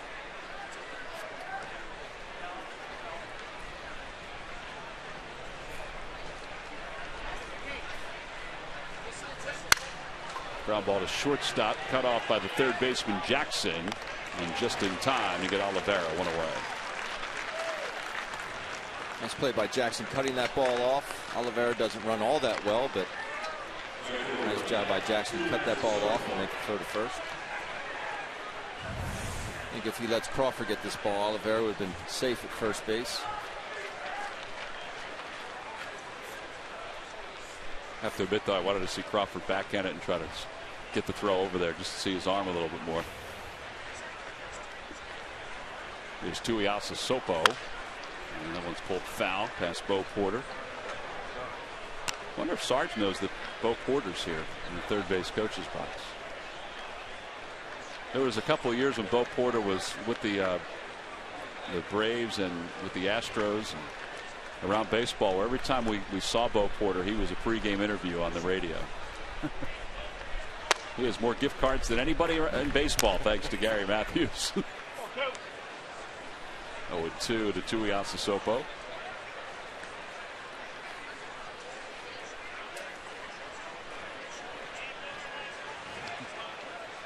0-2 pitch. Swing and a miss. He got him. 2 up, 2 down for LaRue. Phillies will be celebrating the Fanatic's birthday, brought to you by Citizens Bank on Sunday, April 17th. It's all part of the Washington National Series. All kids 14 and under will receive the Fanatic Flare Hair Visor. Tickets can be purchased for that game, that series, and for every game by going to Phillies.com. Chase Peterson is 0 for 2 with an RBI. Ground ball toward first, and that is a fair ball. It hits the bag, and Stassi was able to read it perfectly and help LaRue to a 1-2-3 6th inning. Well, a nice job out of the bullpen for LaRue, and a nice job for Stassi to recognize that I better go get it. We'll go to the bottom of the 6th with the Phils up 9-3.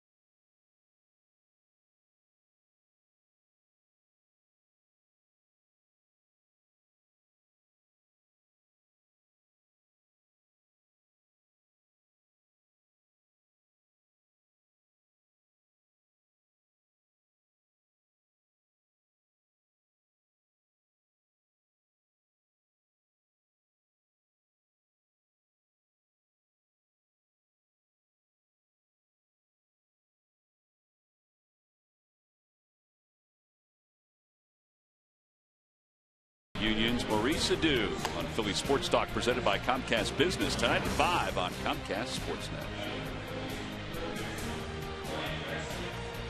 Chase Peterson moves from second base to left field for the Atlanta Braves, and Dansby Swanson. You know, Braves fans are excited to see him in camp. He is taken over at second base for Atlanta. And the new pitcher is Madison Youngner.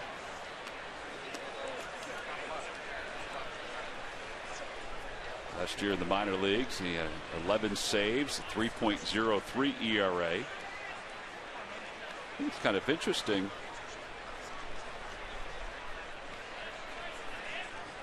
It's interesting. The last couple of days, we've seen a lot of young pitchers in camps, whether it be for the Astros or the Braves, with save totals, like stronger save totals than you're used to. You know, a lot of times you don't see a closer evolve until they're later on. Right. In their minor league career, but some of these guys have been single A, double A, and triple A closers. Ryan Jackson takes low, so 1 ball, 1 strike. Madison has the delivery of an iron mic. Yes, he does. Right over top. Like Cole Mentor from the Diamondbacks. Yep. First guy that stepped into my my mind. Up top, 2-1.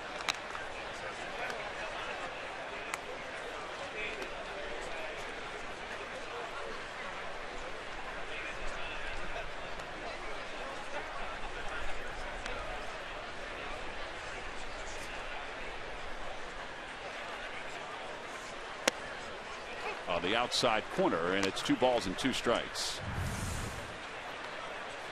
It's an easy delivery, though. There it is, right over top. Ideally, you'd like to see a little bit more bend in that plant foot from your pitcher. Sweeps that one outside. It's 3-2. He's over from the Red Sox organization. He was in Pawtucket last year, and just for a couple of games, and Portland, part of the Sea Dogs roster, for 39 games.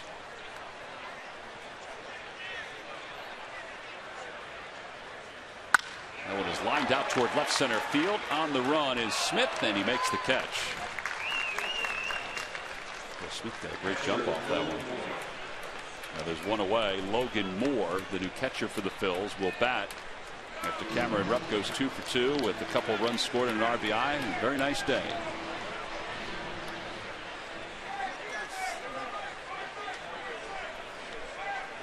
I was impressed with Cameron's at-bats today, not just because he got a couple hits, but the approach he had and the way he was able to really be short to the baseball.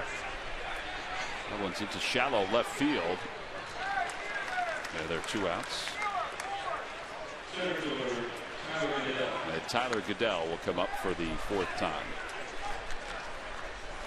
I think it's safe to say that, and every day is different depending on which pitcher you're facing, but today was a better day for the Phillies offensively from a strategy standpoint, the way they went after and approached I would agree. The Braves pitchers.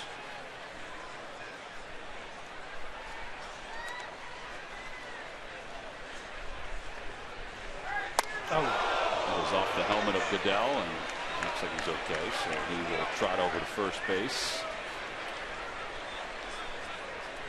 Now, but that will be mandatory. Yep, I was going to say Chris Mudd coming out. Phillies athletic trainer.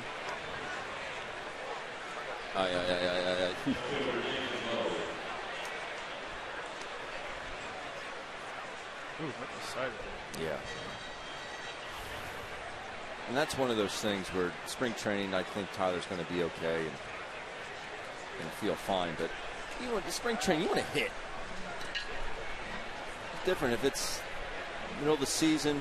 You're a leadoff guy. Any way you can get on base, manufacture runs. Which I think, or you're struggling. Tyler Goodell is want to manufacture some runs out there on the base paths. But in spring training, you want to hit.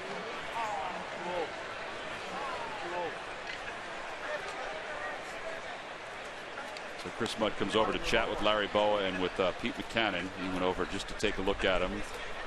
Concussions around sports, whether it be football, hockey, or even baseball, is something that is being focused on. That ball back to the box, and the side is retired. So Lowe was retired, and the Phillies are as well. No runs, no hits, and 1 man left. All looks fine for Tyler Goodell. We'll head to the 7th. The Phillies up 9-3.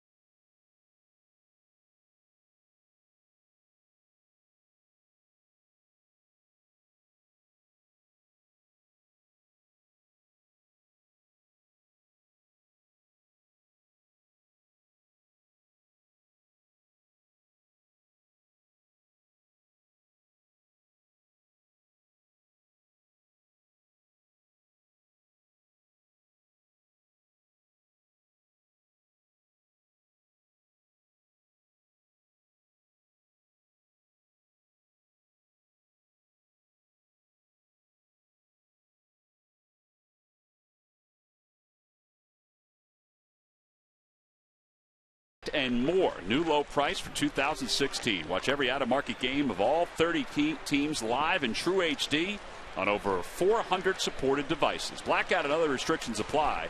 Visit MLB.tv for details. Reed Brignac leads it off against LaRue to start the 7th inning. First pitch is wide, 1-0. Roman Quinn takes over in center field for Tyler Goodell.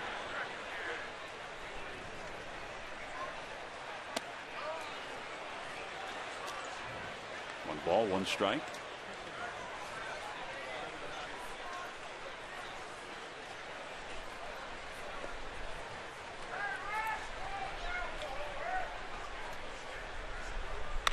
Off the end of the bat, that is a foul ball.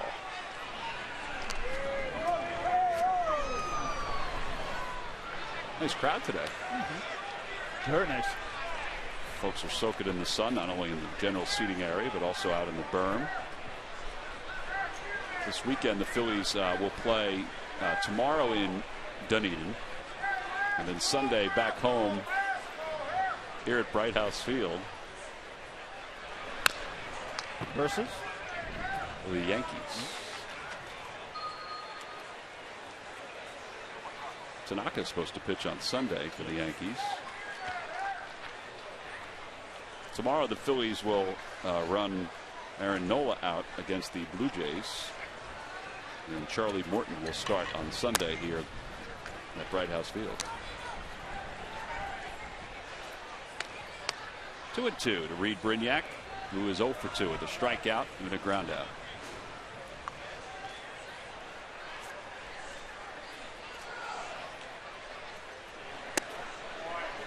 Probably swept just a little low.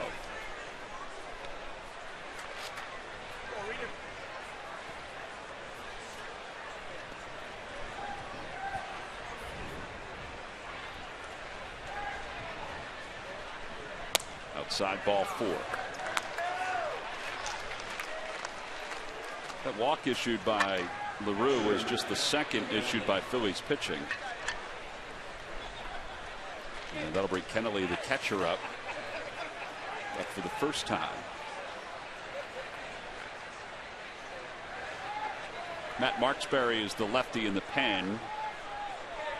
Is that the guy last year whose uniform looked like it was too big on him when he was pitching? He got caught up with another youngster, and they all went out to the bullpen, swimming in their jerseys. Swimming. It even looked big on him, though, as the year went on.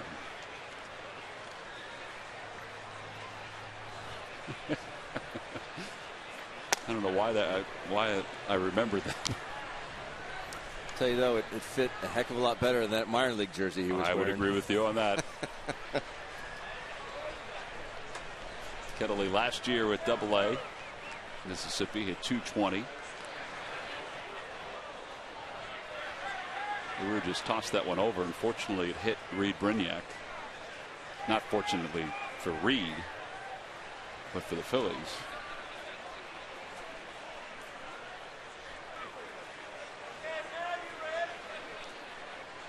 In fact, not fortunately at all for Reed Brignac.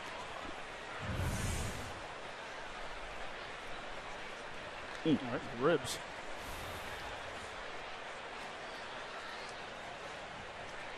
A bit inside, 1-2. You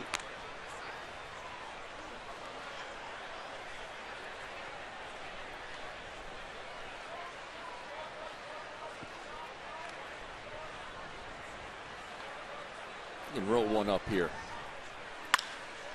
Out to right field, and Hunter got a real good break on it. Makes it an easy play for the first out.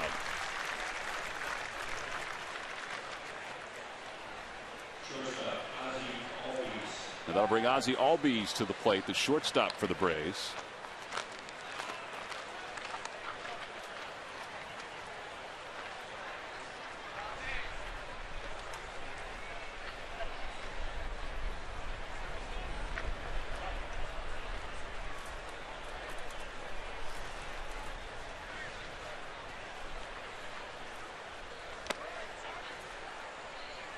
He was expecting a little different pitch. He was a little out in front of that one at 87 miles an hour.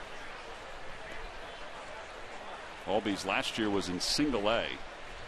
He had .310, had 29 stolen bases. Just a bit outside. So far he's 3 for 5 this spring with a home run. He is from Curacao. Braves have had some success with guys from Curacao, including the guy that's in the on-deck circle. They're really high on him, Maddox Smith. In fact, the Atlanta Journal-Constitution had a story in today. There's Smith about Albies. And it talked about the fact that he is the talk of the camp right now, and there's no chance of J.P. Crawford, even with his arm, to throw him out on that double play. Instead, they get the lead runner. So a fielder's choice. And that'll bring Maddox Smith to the plate.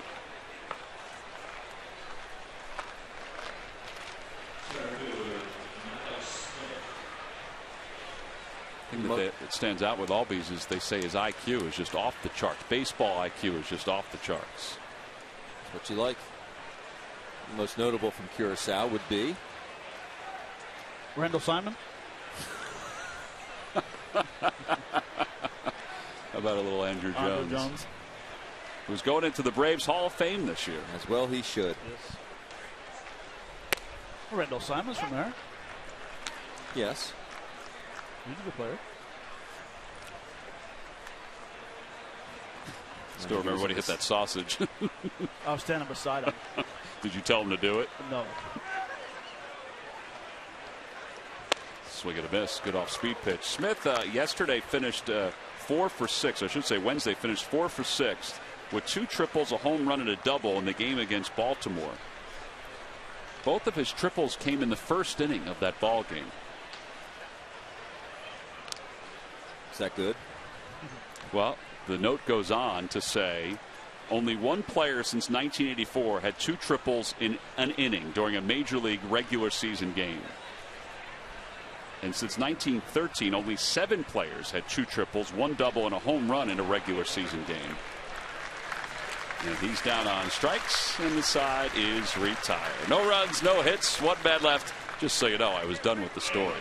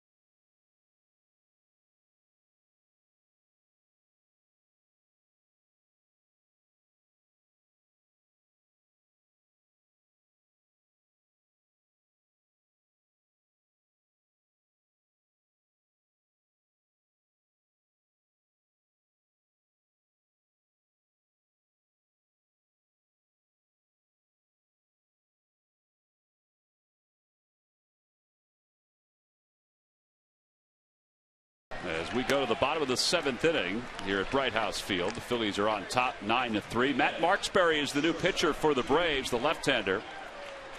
0-3 last year in ERA 5.01. He'll face J.P. Crawford to start today's ball game. Or start this inning, I should say. Let's check in with Greg Murphy, who is with Tyler Goodell. Murph? I am, and here's the good news. It's in one piece. I said, you're okay. You took the ball to the head, but you went back and got checked out. Everything good? Yeah, feeling good.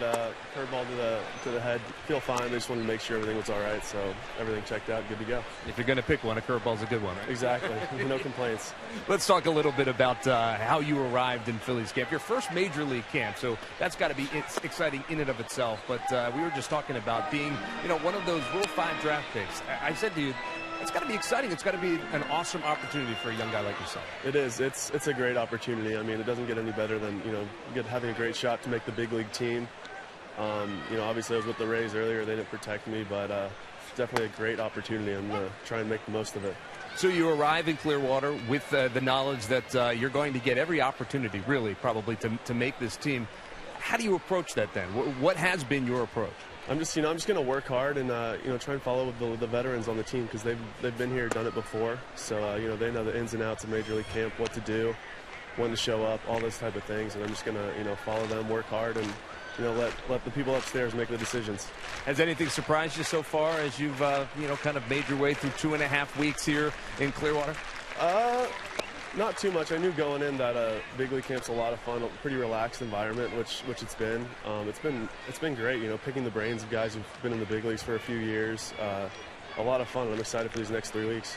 Yeah, I'm thinking about a guy like Peter Borges. I would imagine there's a guy that you can kind of glean some information off of and kind of watch what he does. Is that a fair statement? Definitely. Peter's a leader for sure. Him, Cody Ashley's been great to me as well. A lot of good guys on the team that have helped me out. So folks in Philadelphia who are watching and saying, all right, so who is Tyler Goodell?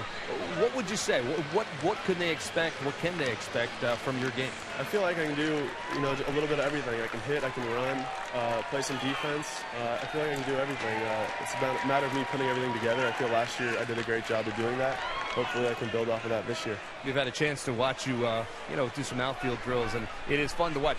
You just look at the speed in this outfield with yourself and Borges and Herrera and other guys that, speed is a big part of your game, is it not? Yeah, it is. I mean, everyone on this team can run, everyone in the outfielders. I think it's great. I think having a great defensive outfield is really important, especially in the big leagues with huge ballparks. So, we take pride in, getting our work in and making all the plays during the game. Before I let you go, any position out there in the outfield you like better than the other? Or? I like all three. Wherever I'm playing, I'm happy. As long as you're in the lineup, right? Okay. Well, Tyler, thanks for your time. Welcome to the Phillies organization. We look forward to watching you over the next couple of weeks. Thank you. All right, guys, back upstairs. All right, Murph, we appreciate that. It was a couple of years ago that Goodell was asked about what he prefers more, shortstop or third, and he kind of said the same thing he told Murph about the outfield. He goes, I like both of them. He did then go on to say that he feels like he's more of a shortstop, though, than a third baseman. Now he is making that transition to the outfields. Kind of like you, Matt. He made the transition from the infield to the outfields. Yeah, to the bench. Yeah. Well, I think he's hoping he's not going to do that. Well, and that was it was a very good interview, both by Murph and Goodell. I mean, that's one of those things where you come into spring training and you pick the brains of some veterans that are on the team. You watch the game. You talk to guys. You learn the game. You have fun. The big league camp is fun. Stassi with a single to right field, right through the hole. So he's aboard with one out here in the 7th inning. I wonder, though, because I think he knew that he was gone from the Rays, that if the Phillies weren't going to take him, the next two teams would have, the Braves would have taken him. So he knew. I wonder what that feeling's like to know, all right, I'm not protected. There's a pretty good chance I'm out of this organization. Murph, you want to run and catch him? Ask him that question. You definitely can see that skill set is there. The things that he was talking about. He does do all those well. It's a matter of, is he able to do it at the big league level? Matt, I would go chase him down, but I'm not sure I'm fast enough.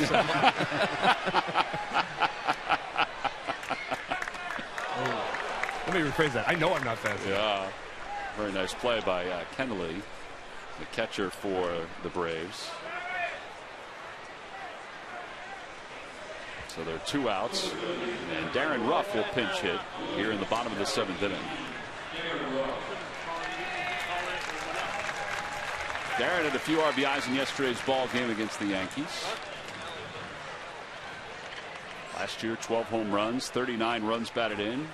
As we talked about in the open yesterday, a lot of that damage was done against left-handers, and Pete Buchanan putting him up against a left-hander here.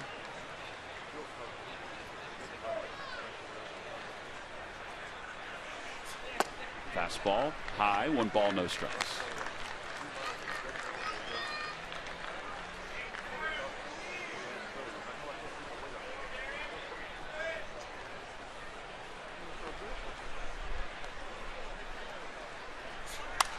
Off the hands.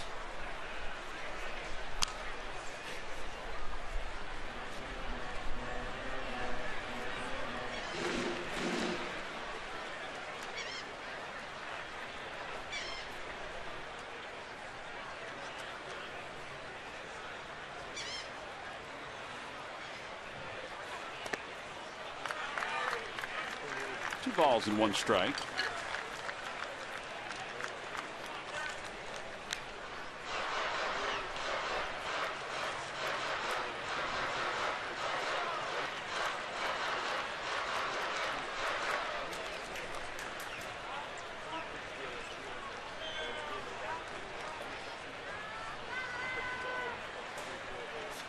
That one is smoked right at the second baseman, Swanson. And the side is retired. Well, he hit it right on the nose.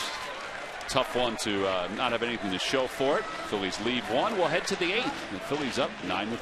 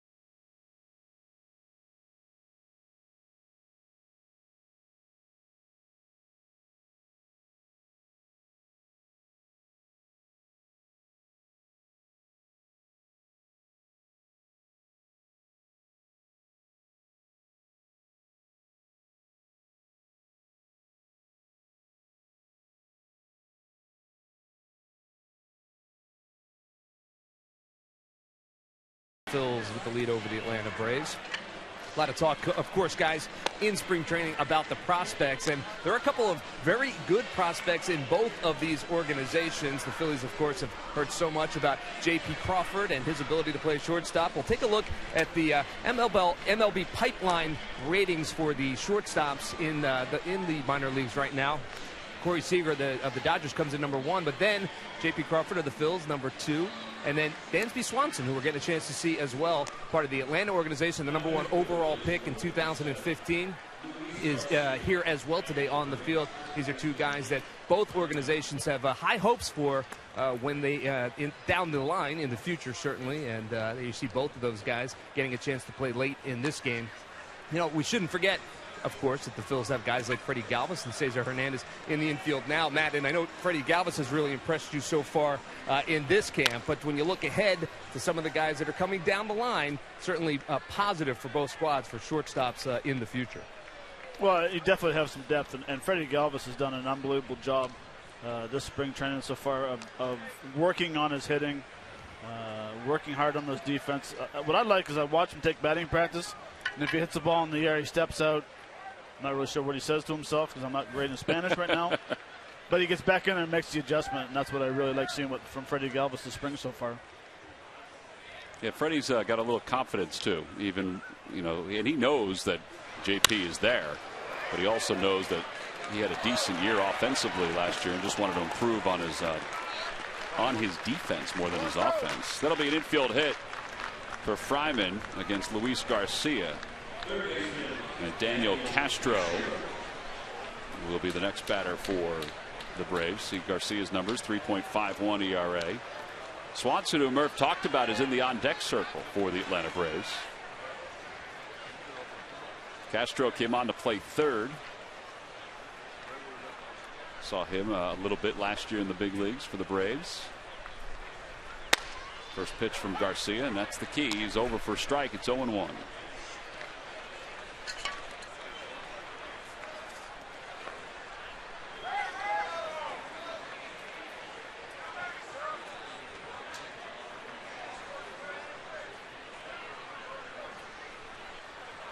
That one's fouled away down the right field line. No balls and 2 strikes. Garcia, when we talked to Pete and Bob McClure about that closer's role, we threw his name out there. But again, the command is the big thing with him. He's got stuff, obviously. He was productive for a good part of last year, but whether he's a setup guy, which is what he probably will be, he has closer's stuff, but he just has to command it a little bit more. Pete really likes Hinojosa, who we were talking about the other day. And he was very effective last year when he came over from the Red Sox. Well, Garcia has tremendous stuff. He's got a very good fastball. He's working on a split finger. Has a nice slider.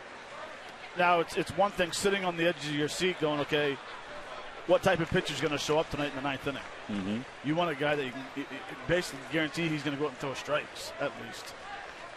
That one's lined into right field. That'll be in for a base hit. Fryman will have to hustle up to second base, and he gets there without a problem. So back-to-back hits, and that will bring Swanson to the plate.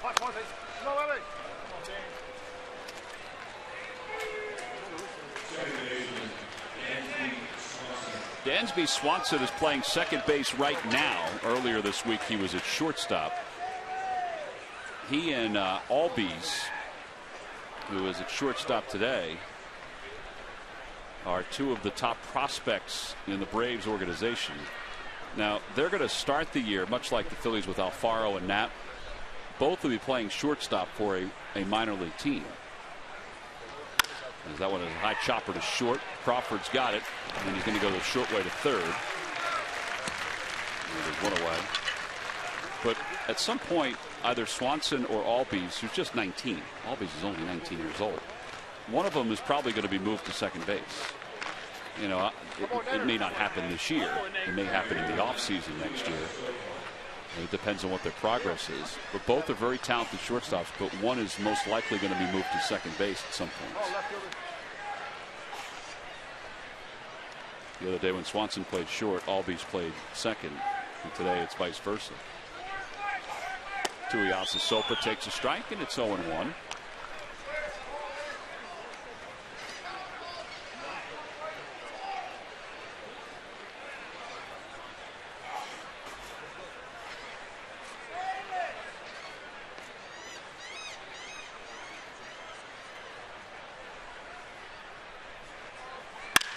Over to short. Crawford's got it. Flips to second for 1. And the throw goes wide. And a run will score as Castro will cross the plate.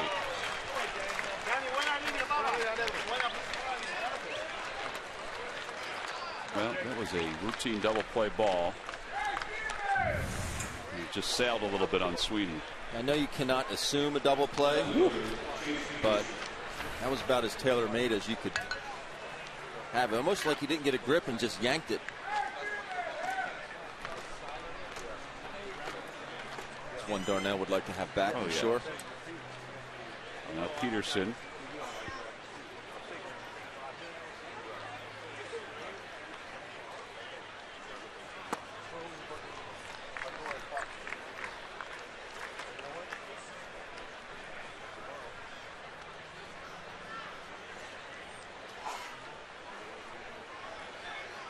Peterson is 0 for 3 today. He has struck out, reached on a fielder's choice, received an RBI, grounded out to first.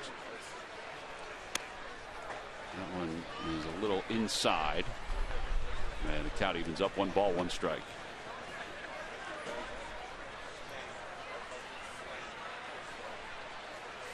I think the thing that stands out about the Phillies and their relievers over the last couple of years with what they've been able to reestablish in the farm system is that one is grounded into right field, a base hit. Is that they got guys that are coming out of the bullpen throwing hard. they're not sort of pitching backwards to get outs. I mean, they're getting strikeouts. So runners on first and third, and Rio Ruiz will be up for the first time for Atlanta.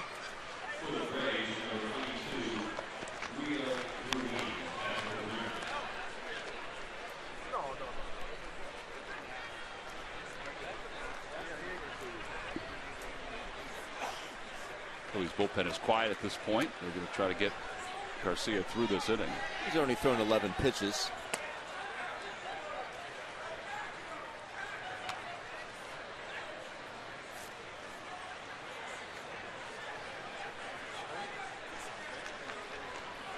Rio Ruiz, just 21 years old.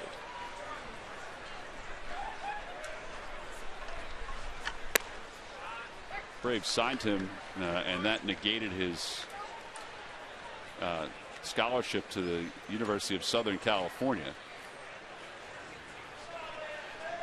a place where he committed when he was 14 years old. In the dirt.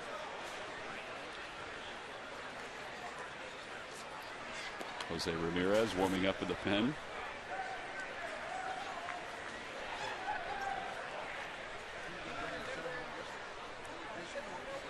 Originally drafted by the Astros. And he was involved in the Evan Gattis trade outside. Committed to USC at the age of 14. I don't know how big he was.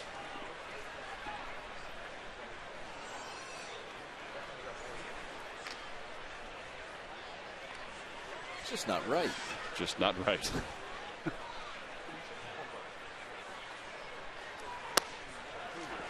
That's ball 4.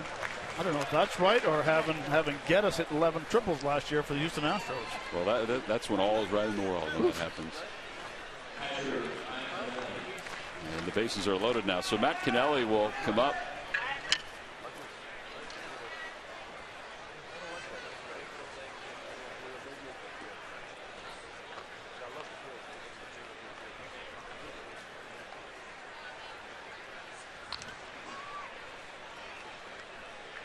Garcia in a little bit of trouble here.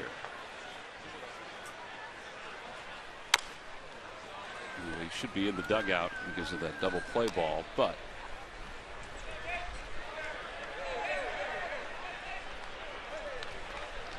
no balls, 1 strike.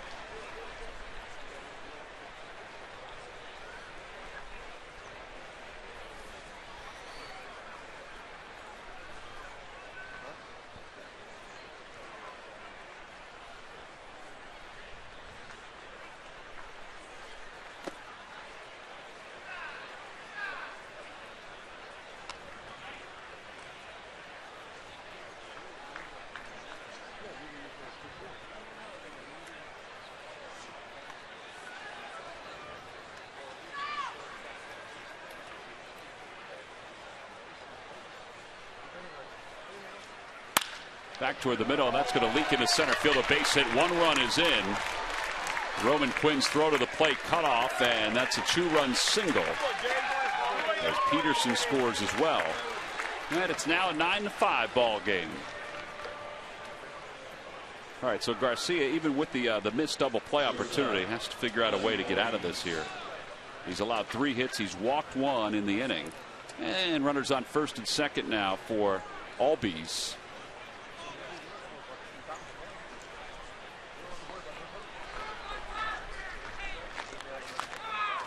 Actually, let me correct that. It's 9-6. I took a blink up at the scoreboard. They just switched it. They had wishful thinking and had it 9-5. So 9-6 the score. It means the tying run has come to the plate here in the 8th inning. Ruh-roh. Runners lead off first and second. And a fastball in there for strike. Little guy, Marty. Little bitty guy. Back in the box, Ozzie. Freddie Gonzalez, I don't know if you can hear him in the background. You might have been able to hear it. He said, "Come on, Marty, he's a little bitty guy." Over toward the hole, backhanded by Crawford, and he's not going to get Albies, so the bases will be loaded. An infield hit.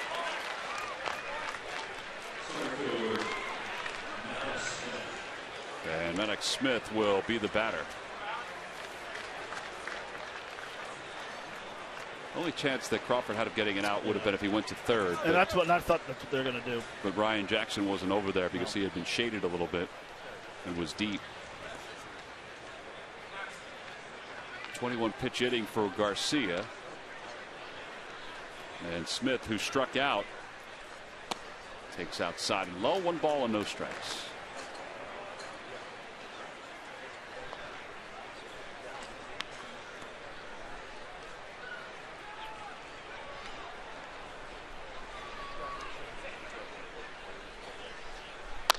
Bit high. 2-0.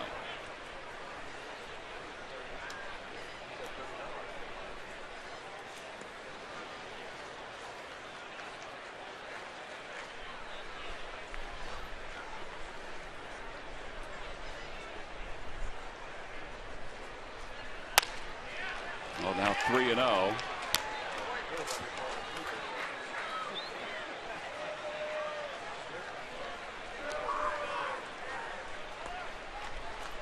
What do you got here, boys? What are you seeing from Garcia? Well, I mean, besides the last 3 pitches, he's been fine. I mean, the base hits are on the ground. There's nothing you can do about that. That's a good point. There's ball 4, so he just walked him on 4 pitches. It's now a 9-7 game. RBI for Smith. The Phillies batted around earlier in the game, and that helped them build their lead. And now Bob McClure and Pete Buchanan have watched the Braves bat around here in the 8th inning. He's going to go to the phone, and somebody's going to get up and start warming. That's the way I see it, Tom. Is that it'd be a different story if balls are being hit left center, right center gaps, and you know, the outfielders like a track meet. Balls have been in the infield, knocked ball up the middle. You know. But it comes back down to where you do so many fundamentals in spring training. You do the 6-4-3 double play so many times. And when you have a routine 6-4-3 double play or a 4-6-3 double play, it has to be turned the bottom line. It really does. I know it happens, but you made a great point. Garcia needs to find a way to make that key pitch to get the next out. Let's just say it's a good thing it's spring training. Yeah. And nobody feels worse than that man right there, Darnell Sweeney. Absolutely. Nobody feels worse.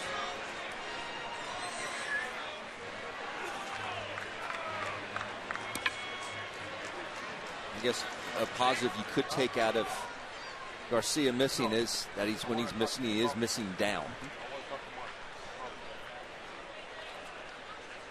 Well, after Bob McClure goes out to the mound, that gave Hector Neris a chance to loosen up. And Fryman will be up for the 2nd time in this inning. He singled to start the inning. It's a 9-7 ball game, and the first pitch sweeps in for a strike. It's 0-1.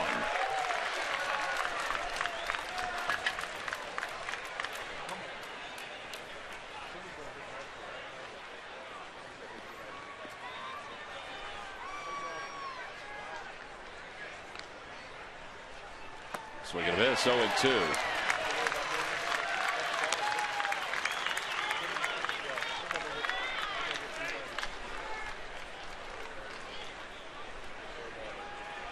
What do you got, Ben? You're the ex-catcher. I keep going at it.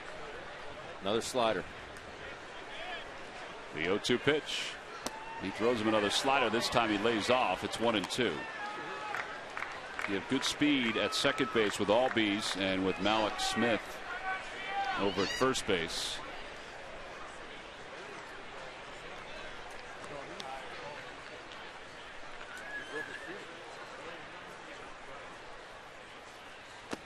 Down low again.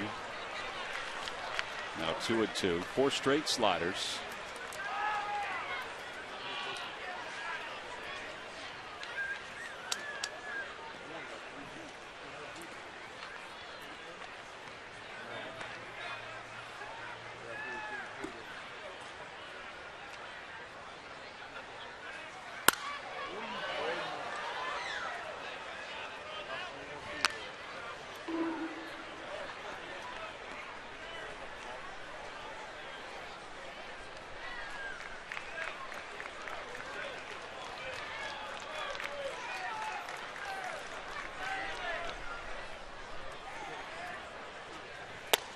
fastball called. Strike 3. After all that, he was able to paint it on the inside part of the plate. And the side is retired. 4 runs do score in the inning for the Braves. They'll make it a 2-run game as we go to the bottom of the 8th.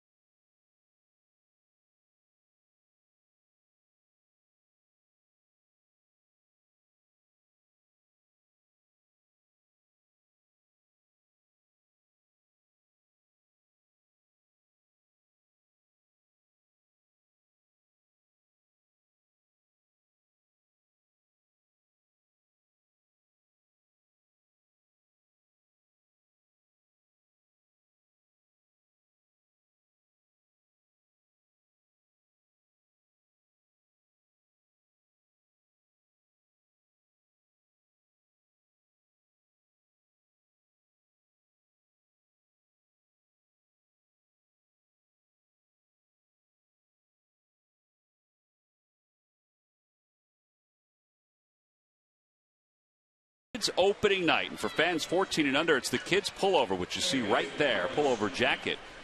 That'll be free to them. It's all part of the Phillies and the Nationals weekend from the 15th to the 17th. Go to Phillies.com to purchase your tickets. We'll go to the bottom of the 8th inning. 9-7 Phillies lead. 4 runs scored for the Braves in their half of the 8th inning. So made those folks happy right there. Darnell Sweeney will lead it off here in the bottom of the 8th against Jose Ramirez, new pitcher for Atlanta. And he delivers the first pitch fastball, first strike.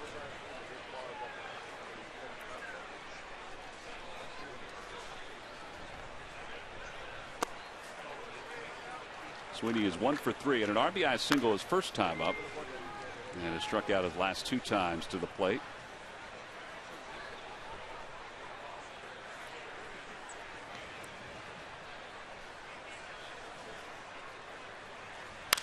Off the end of the bat, foul territory, third base side. Castro actually crosses over into fair territory to make the catch, and 1 away here in the 8th inning.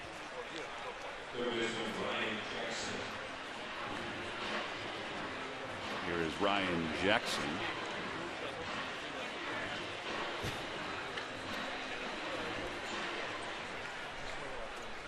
He has scored a couple runs. As a walk, a single, and he's also flied out to center field.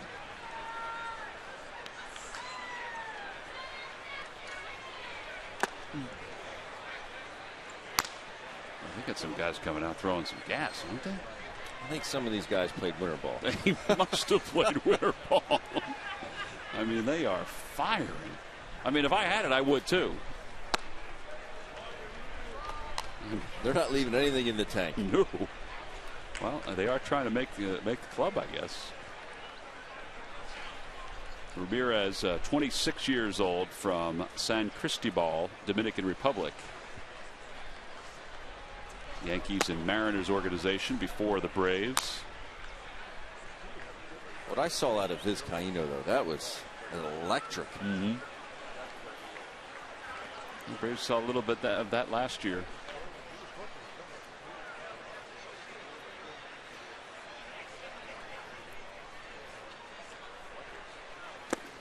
In the dirt, and out 3-1. Yeah, but why shouldn't pitchers? If you throw 95, 96, 97, use it. Hitters are up there trying to hit the ball as hard as they can, as far as they can. You know what? It's spring training, who cares? You still go out there and you still got to compete and throw as hard as you can and try to make outs. So if you're not going to make the team on a spring training, you might impress somebody. Well, Ryan Jackson has been impressive today. He has 2 hits, including that one right there. So he has scored a couple runs, has 2 hits, and now Logan Moore will be the batter. Logan Moore came on to catch after Cameron Rupp had 2 hits and 2 runs scored and an RBI. Moore popped out to shortstop into shallow left field his first time up, so he's 0 for 1.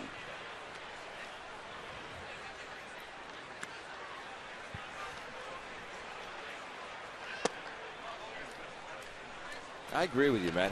If you're a competitor, a pitcher, how do you go out there and say, well, no, I'm not going to use my 100% fastball today? I don't know how you do that.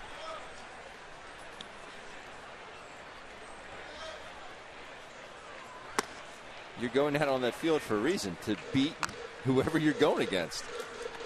No, I understand the veterans. The veterans want to work on maybe their changeup, or they're working on their slide step today, slide step slider. But if you're talented enough to throw this hard like these guys are throwing, yeah, I'm bringing that heat every chance I got until someone beats me with it. Because like I said, you're just not trying to impress the Atlanta Braves and making the ball team. Scouts are in the stands. One never knows. A big trade comes down, and you might be the number 1 guy in the topic of the trade talks. 1 ball, 2 strikes to Moore. And he fouls it back to the screen. It remains 1-2. Yeah, and I guess if you do throw 96, 97, you are going to throw it no matter what it is. Absolutely.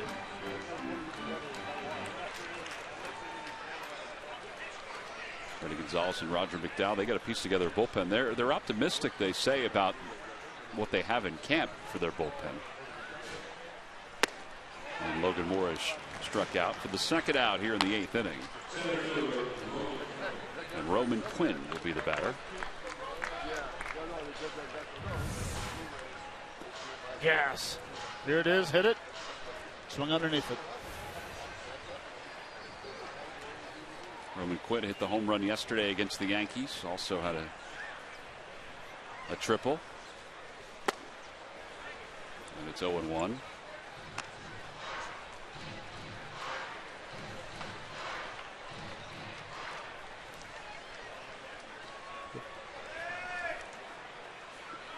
Bo said he would have had an inside the park home run yesterday, but he missed third and had to go back. So great. Runner goes. Throw to second base is a strong one. And Ryan Jackson is thrown out trying to steal, and the side is retired for the Phillies here in the 8th inning. On to the 9th. The Phils need 3 outs to record the victory here at Bright House Field when we come back.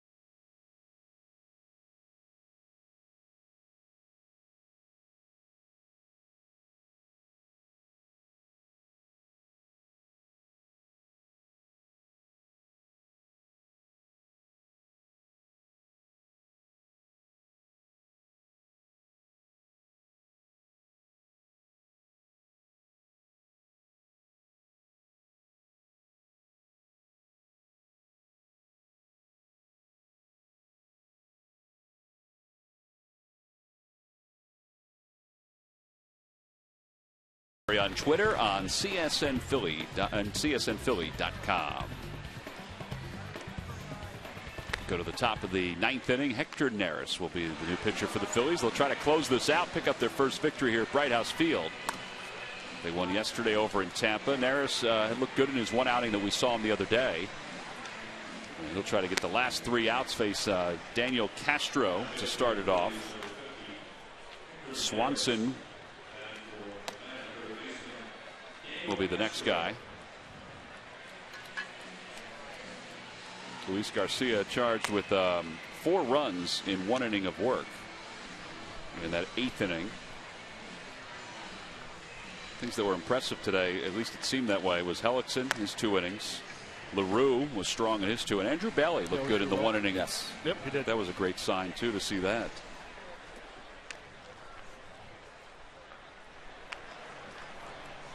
So Castro will lead it off.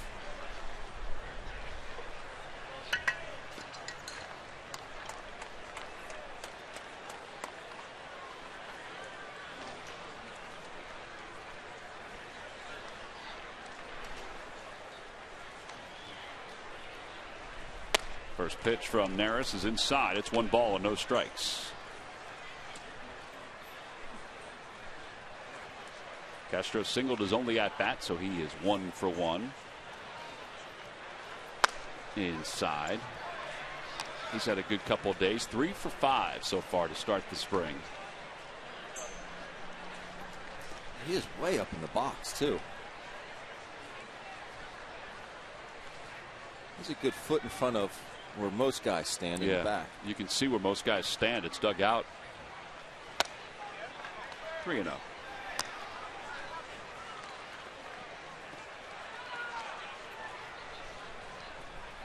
can see this is where they normally stand right there, and he's a good foot in front of that. And ball 4, so Castro's aboard. And Swanson will bat for the 2nd time.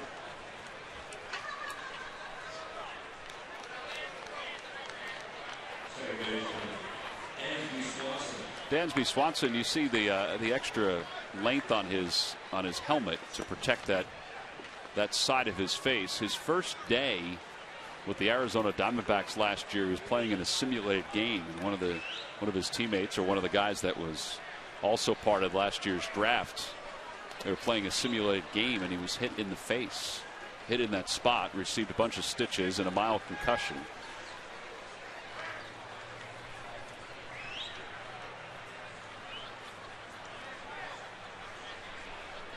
Very similar to the one that Hayward wears now with the Cubbies.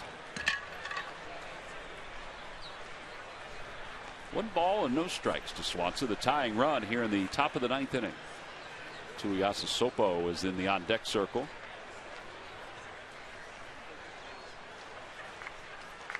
Fastball in there. 1-1. Yeah, the last couple innings haven't gone all that smooth for the strike zone for the Phillies pitchers. Nope. Fans just let Hector know it. It's kind of a carryover from the last inning.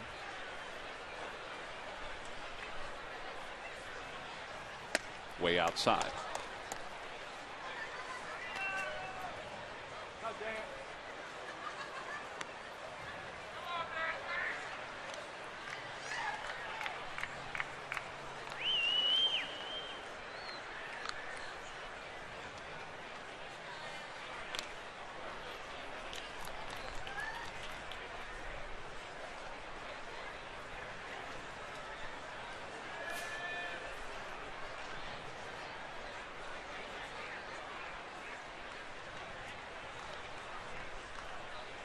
Good time for a nice 2-seamer, 6-4, 3-double play.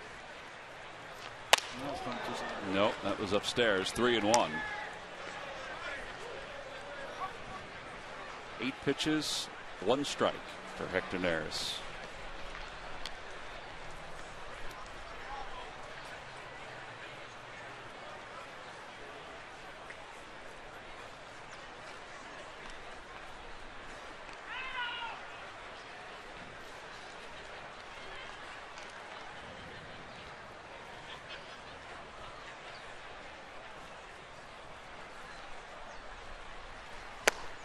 At the D's, and it's 3 balls and 2 strikes.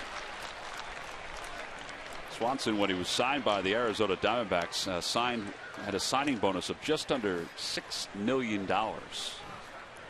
Actually, just over $6 million. $6.5 million signing bonus. 2 commas are cool. And a strike 3 call.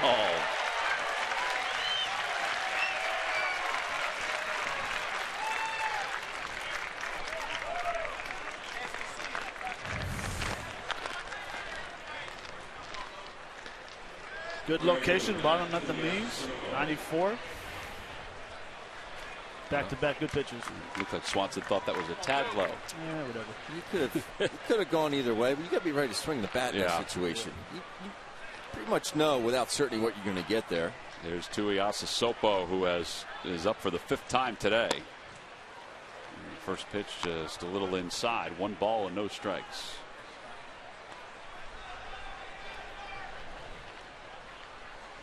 Top of the 9th inning, Phillies up 9-7. A 4-run 8th inning. Tighten the screws a little bit of this game.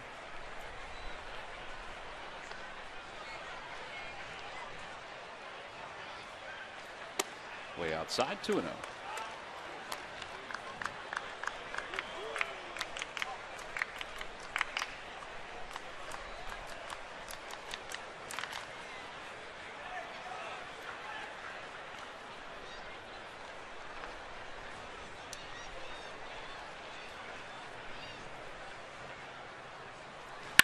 That one's sharply hit it to left field. So Tuiasa Sopo has a base hit. Second time he's reached. And it means that the tying runs are aboard here in the 9th inning. And Jace Peterson, who is 1 for 4 with 1 RBI and a run scored, will be the hitter.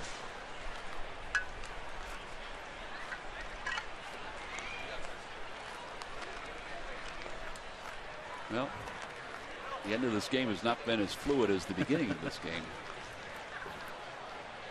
No, it hasn't. A lot has to do with first pitch strikes. Yeah.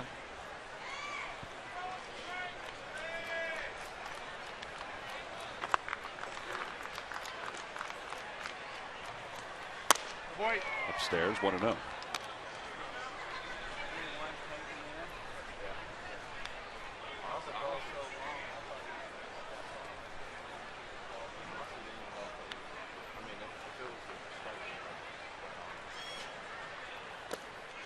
Two balls and no strikes. Rio Ruiz is in the on-deck circle for the Braves.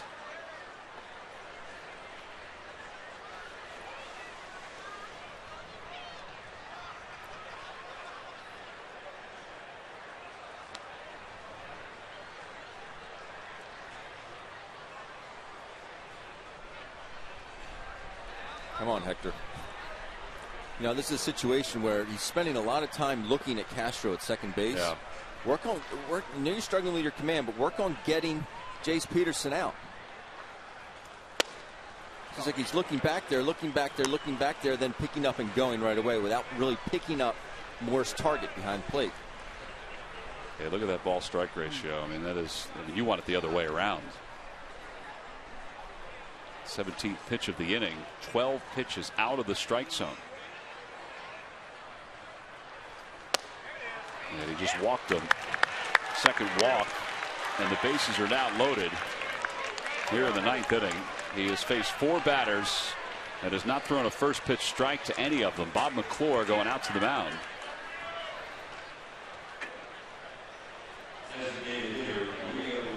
Well, I find in baseball you notice it a lot with young pitchers or hitters who are trying to make a major league team out of spring training. And Ben, you great point of not picking up your sign. They start thinking too much. You know, he throws the ball out of the zone. He snaps the ball back. You can see he's talking to himself. Hitters are the same way. Hitters will walk around the mound, or I'm sorry, at home plate. They'll think about their hitting. You know, that's where you need to step back and say, okay, get your thoughts together. First pitch strikes down the zone, we're good to go. But as guys start thinking too much, ball players were not very smart. When you start thinking too much, you make a lot of mistakes. Well, he's got a guy at the plate that during his brief minor league career has struck out a good amount. Nearly a strikeout per game last year in the minor leagues. And Logan Moore out to talk to Neris. He walked in the 8th, scored one of the runs, one of the 4 runs by the Braves in that 8th inning.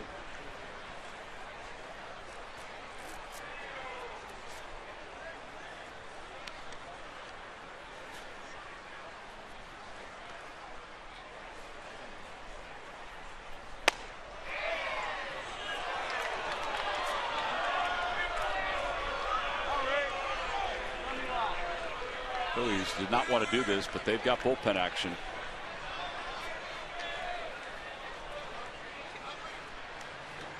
Ramos is starting to throw. We saw him the other day. 2 balls and 1 strike.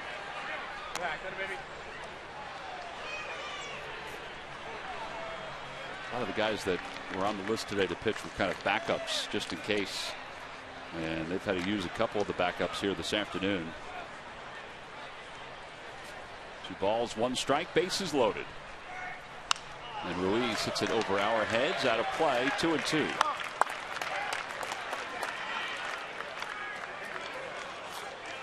Now we kind of want to reverse that negative thought. Say, okay, now I found 1 pitch away. Yes. I make a quality pitch right here. Yep.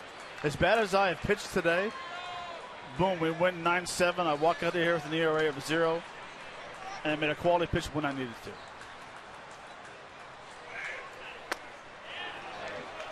Now it's 3-2. That's his pitch too. That's the one I mean, the fastball is one thing, but that's his pitch, his out pitch, and he struggled with the fastball, but he struggled with that out pitch too. A changeup or a sort of split action. Swing and a miss. He got him with some high heat. Well, Ruiz helped him out there, but it's the second strikeout for Neris. He'll take it. 2 away with the bases loaded here in the 9th inning.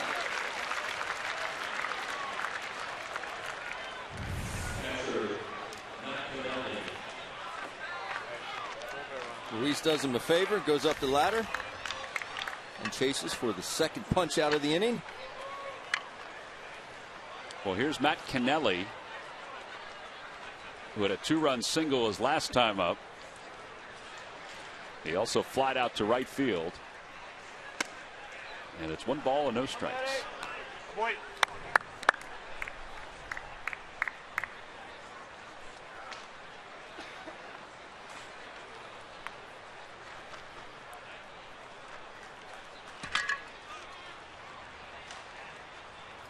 Swing and a miss. 1 ball, 1 strike. 25 pitch inning for Neris. When they say a guy's got to get his work in, well, he certainly has gotten his work in here today.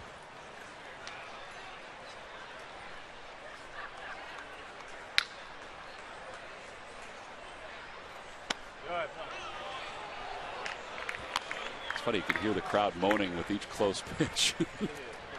There have been a couple of pitches. I mean, they're balls, but you can hear them moaning.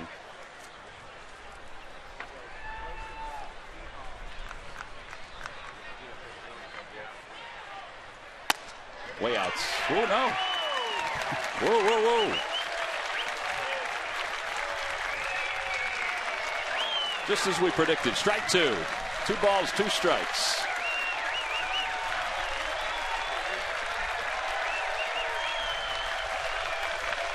Check swing. Did he go? No. Says Foster. No appeal.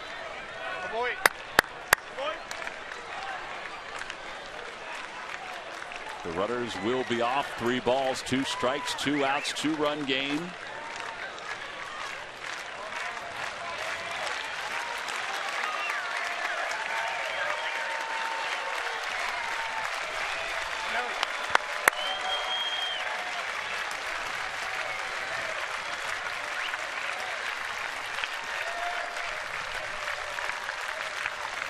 Runners go.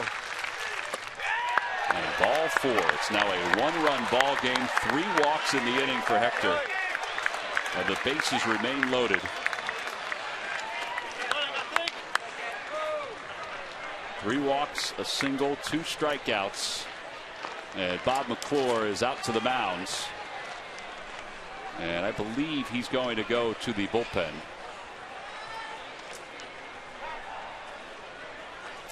He is signaled to the pen. It's the second visit of the inning.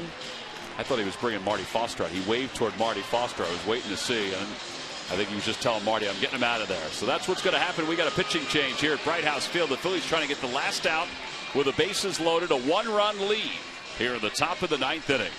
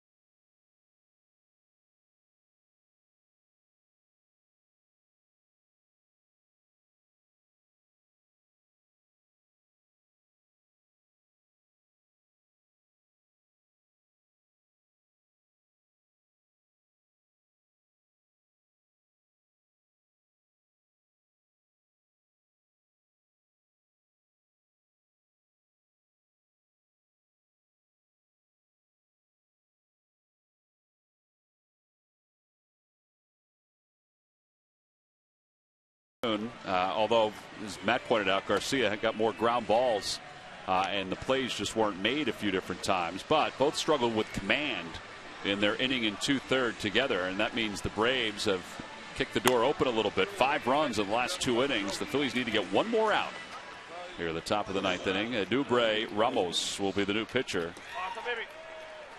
Ramos, who last year spent time with not only the Clearwater Threshers but also the Reading Titans, pitched in 47 games and an ERA of 2.07.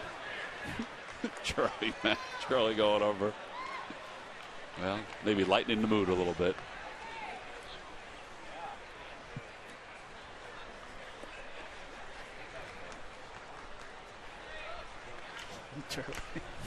Ozzie Albies is the batter with the bases loaded. And Ramos spins his feet a little bit. 1 ball and no strikes.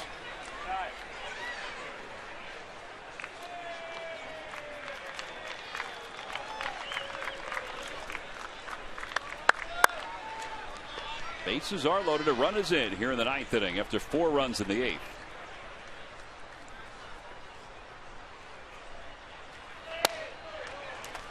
Two and 0.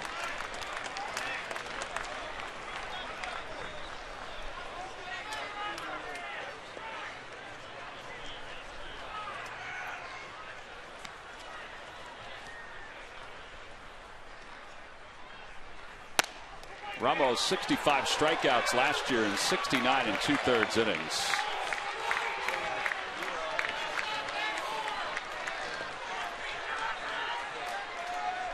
Three balls and no strikes. Ball 4, and we are tied up at 9.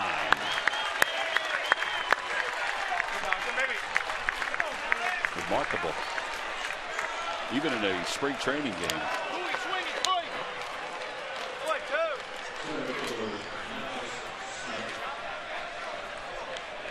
6 walks in the last 2 innings for the Phillies relievers. My math right, Matt? 5 this inning, right? 4 this inning. 4 this inning. Yeah. 1 ball and no strikes. Moore goes out. Smith walked and forced in a run. Yep, that's the storyline.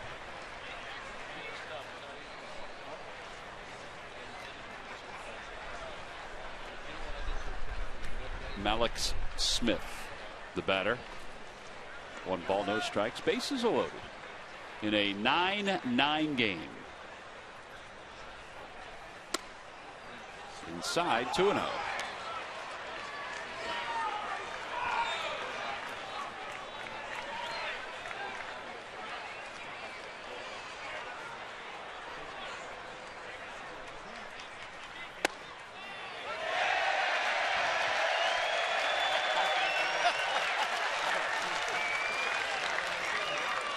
Who says the fans are not into the game? They just want some strikes. They just want some strikes. 2 balls and 1 strike. Swing and a miss. 2-2. Pretty big rip.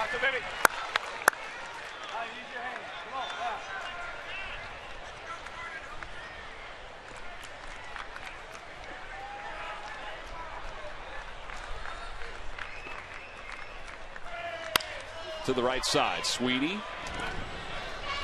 And he throws it wide, and the Braves will take the lead. They'll score at least 2 runs as the ball is rolling away. And the Braves have come all the way back and have taken an 11-9 lead here in the top of the 9th inning. 8 runs in the last 2 innings. Wow.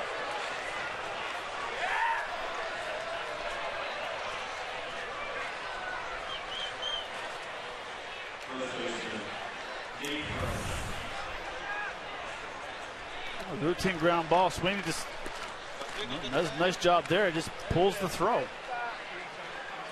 Yeah, there was nothing that that Brock could do at first. Very similar to the play he had on the double play ball that Crawford threw to him and tried to complete that double play.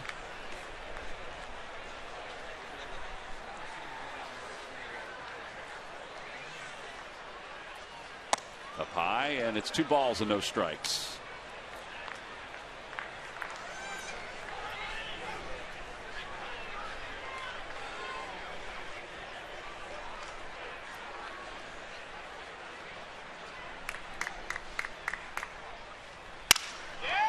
Sweeney will get another chance. Makes the play. 9 men come to the plate in this 9th inning, but the Braves score 4 more runs. They have 8 runs in the last 2 innings, and they have taken the lead as we go to the bottom of the 9th. It's 11-9 Atlanta.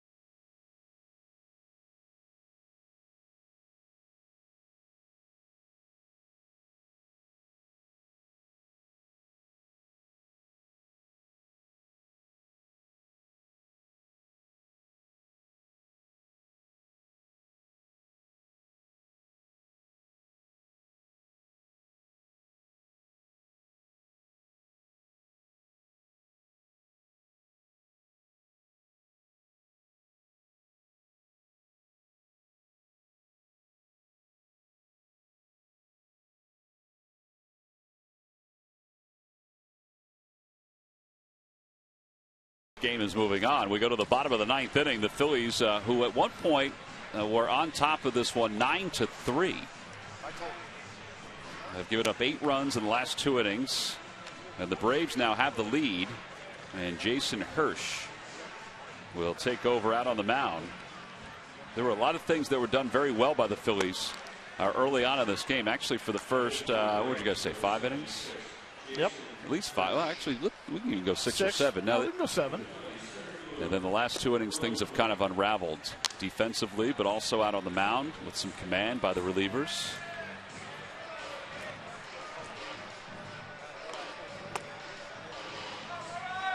A smile from that little guy will make everything a little better. So here is Hirsch.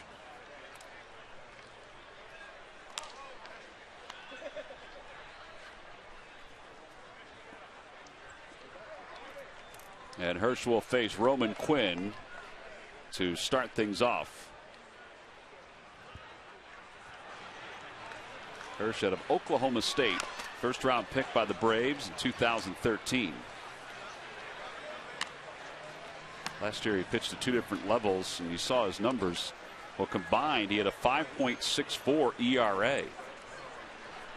34 games, 15 starts. As Roman takes a strike, and it's no balls and 2 strikes.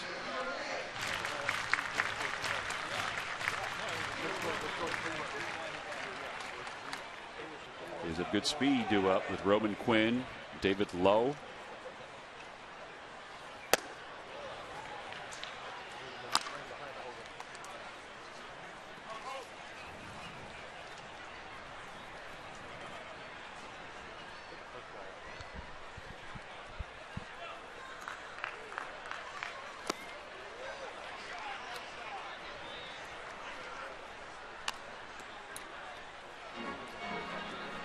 Roman Quinn's home run yesterday was a bomb in New York. Straightaway center. Little fella got some pop. Well, he swings through that pitch and is down on strikes to start the bottom of the 9th inning. Run away. And David Lowe is coming up. David Lowe's had a pretty good day. He's walked his first 2 times up, scored a run, singled and drove in a run in the 4th inning. Grounded out his last time. Trying to get on base to bring the tying run to the plate. And an 11-9 Braves lead.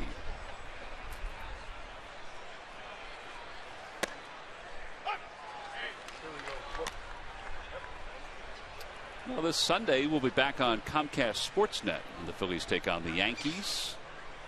We'll be on the air at 1 o'clock. First pitch scheduled for about 1:05.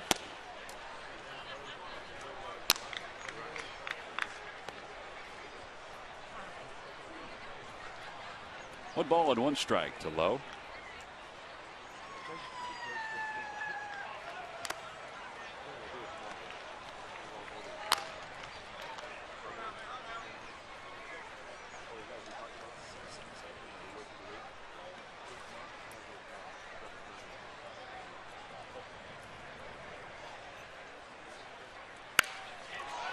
Out to shortstop.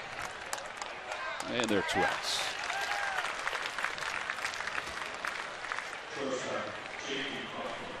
J.P. Crawford is coming up.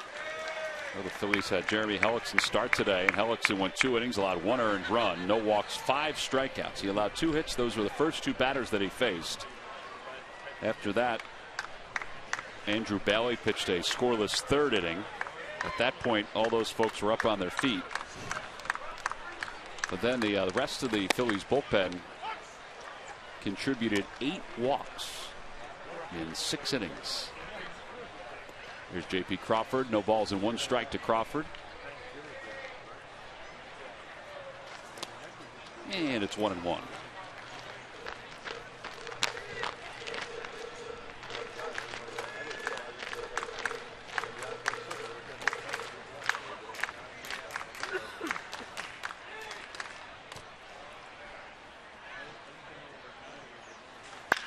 To the right side, and then he'll get through. And J.P. Crawford is aboard with a 2-out single. All right, it means the Phillies will bring the tying run to the plate. Brock Stassi will get a chance to bat. He has a base hit today.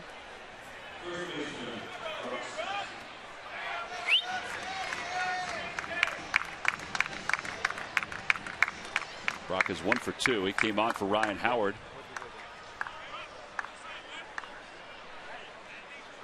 On the line, there you go. On the line, there, you're fine.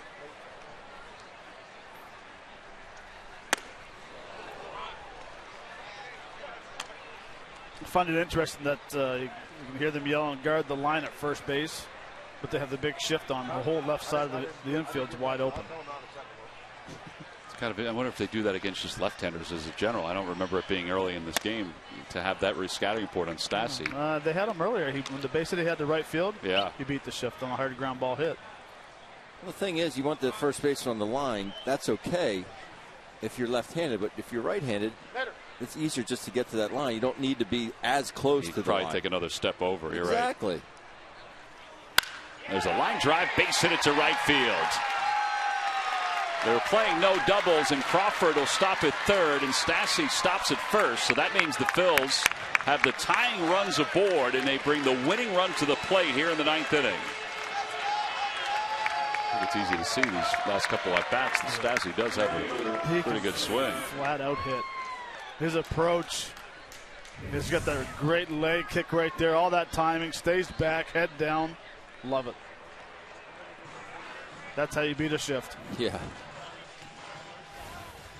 He's a howitzer to right. That's how you beat the shift. And he was about a quarter of an inch away from hitting Interstate 19 or Highway 19 with that ball. Let's see if Cedric Hunter can save the day here. 0 for 3. He walked his first time up, popped out to the catcher twice, and struck out. His timing's a little off, at least it seems that way, but watching him BP, he does have a pretty good swing. A lot of movement with the barrel of that bat. Who does he remind you of? Randall Simon. Tony Phillips? Yeah, a little bit. Popped him up again. This one should get out of play and into the Phillies dugout. The late Tony Phillips just passed away. Terrible.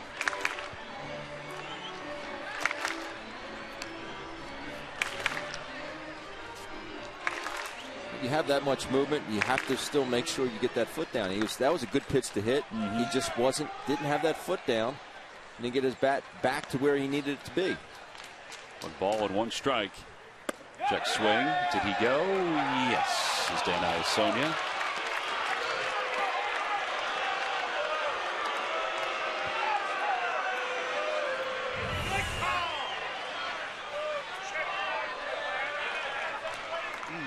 Well, that was really close. There was a lot of intent there, but it looked like he may have held up. 1 and 2 now to Cedric. In the air to right field. Towering shot. Going back on it is Tuiasa Sopo. It is gone! Game-winning home run for Cedric Hunter. After all of that, the Phils erase a 2-run deficit, and they win it by a final score of 12-11 here in the bottom of the 9th inning. That is some 2-out lightning. Well, you talk about you want to get in that situation, you have a hanging slider to hit. What happens then when they hang it? We bang it. Very nice. Good for him. 8 walks by the bullpen. 8 runs for the Braves in the last 2 innings. But no matter. The Phillies score 3 in the 9th, and Cedric Hunter is able to come up with a game-winning swing against his former club. And the Phils walk away with a 12-11 victory. The game just isn't that easy, is it, boys? It's a simple game. Wasn't even supposed to start today. He didn't even start today. He came in for Altair's little injury in his wrist. Yep. Struggles his first 3 at-bats, and what happens? You get the walk-off. W. Mason delivery of the game. Speaking of that walk-off, here it is. Check swing before, which he did not check. Goes back. Change-up. He gets it up into that wind to right field. I don't think he needed any wind on that. Where that ball is murdered.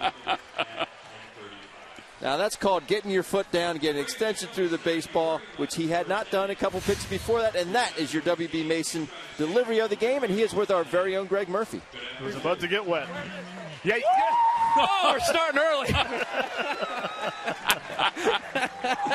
Way to be prepared, I tried to Murph. give you the heads up, Murph. Murph, how's that chicken wing, Murph? Well, yeah, that's a first for me. I wonder if it's a first for you. Hey, you know what? Leave him happy, right? I think you knew you got all of that when you took that swing, did you not? I just tried to shorten up. You know, I've been popping the ball up the whole game, and just told myself to just trust myself and just see it and hit it. Just stay short, try to get the next guy up there, and went over the wall. That water's cold, by the way. That is really cold. You know, it is just spring training, and that's what you just kind of said that it's spring training. But getting those winning ways and starting to get into that habit, no matter who you are, is always a good thing. It's a great chemistry on this team. We're really starting to bond. A lot of new guys in here, but everybody's gelling together. It's a great young team, and I'm excited for this organization. I know you're excited. You're also shivering, so I'm going to let you go. Nice job. Way to leave him happy today, Cedric, with the walk-off. Guys, we'll send it back upstairs. All right, Murph, we appreciate that. We'll get you a towel. We'll get you a jacket. We'll get you anything to keep you warm. Here's Cedric Hunter with a beautiful swing. Got the foot down, and he sends everybody home happy. Pretty good way to finish up a spring training afternoon.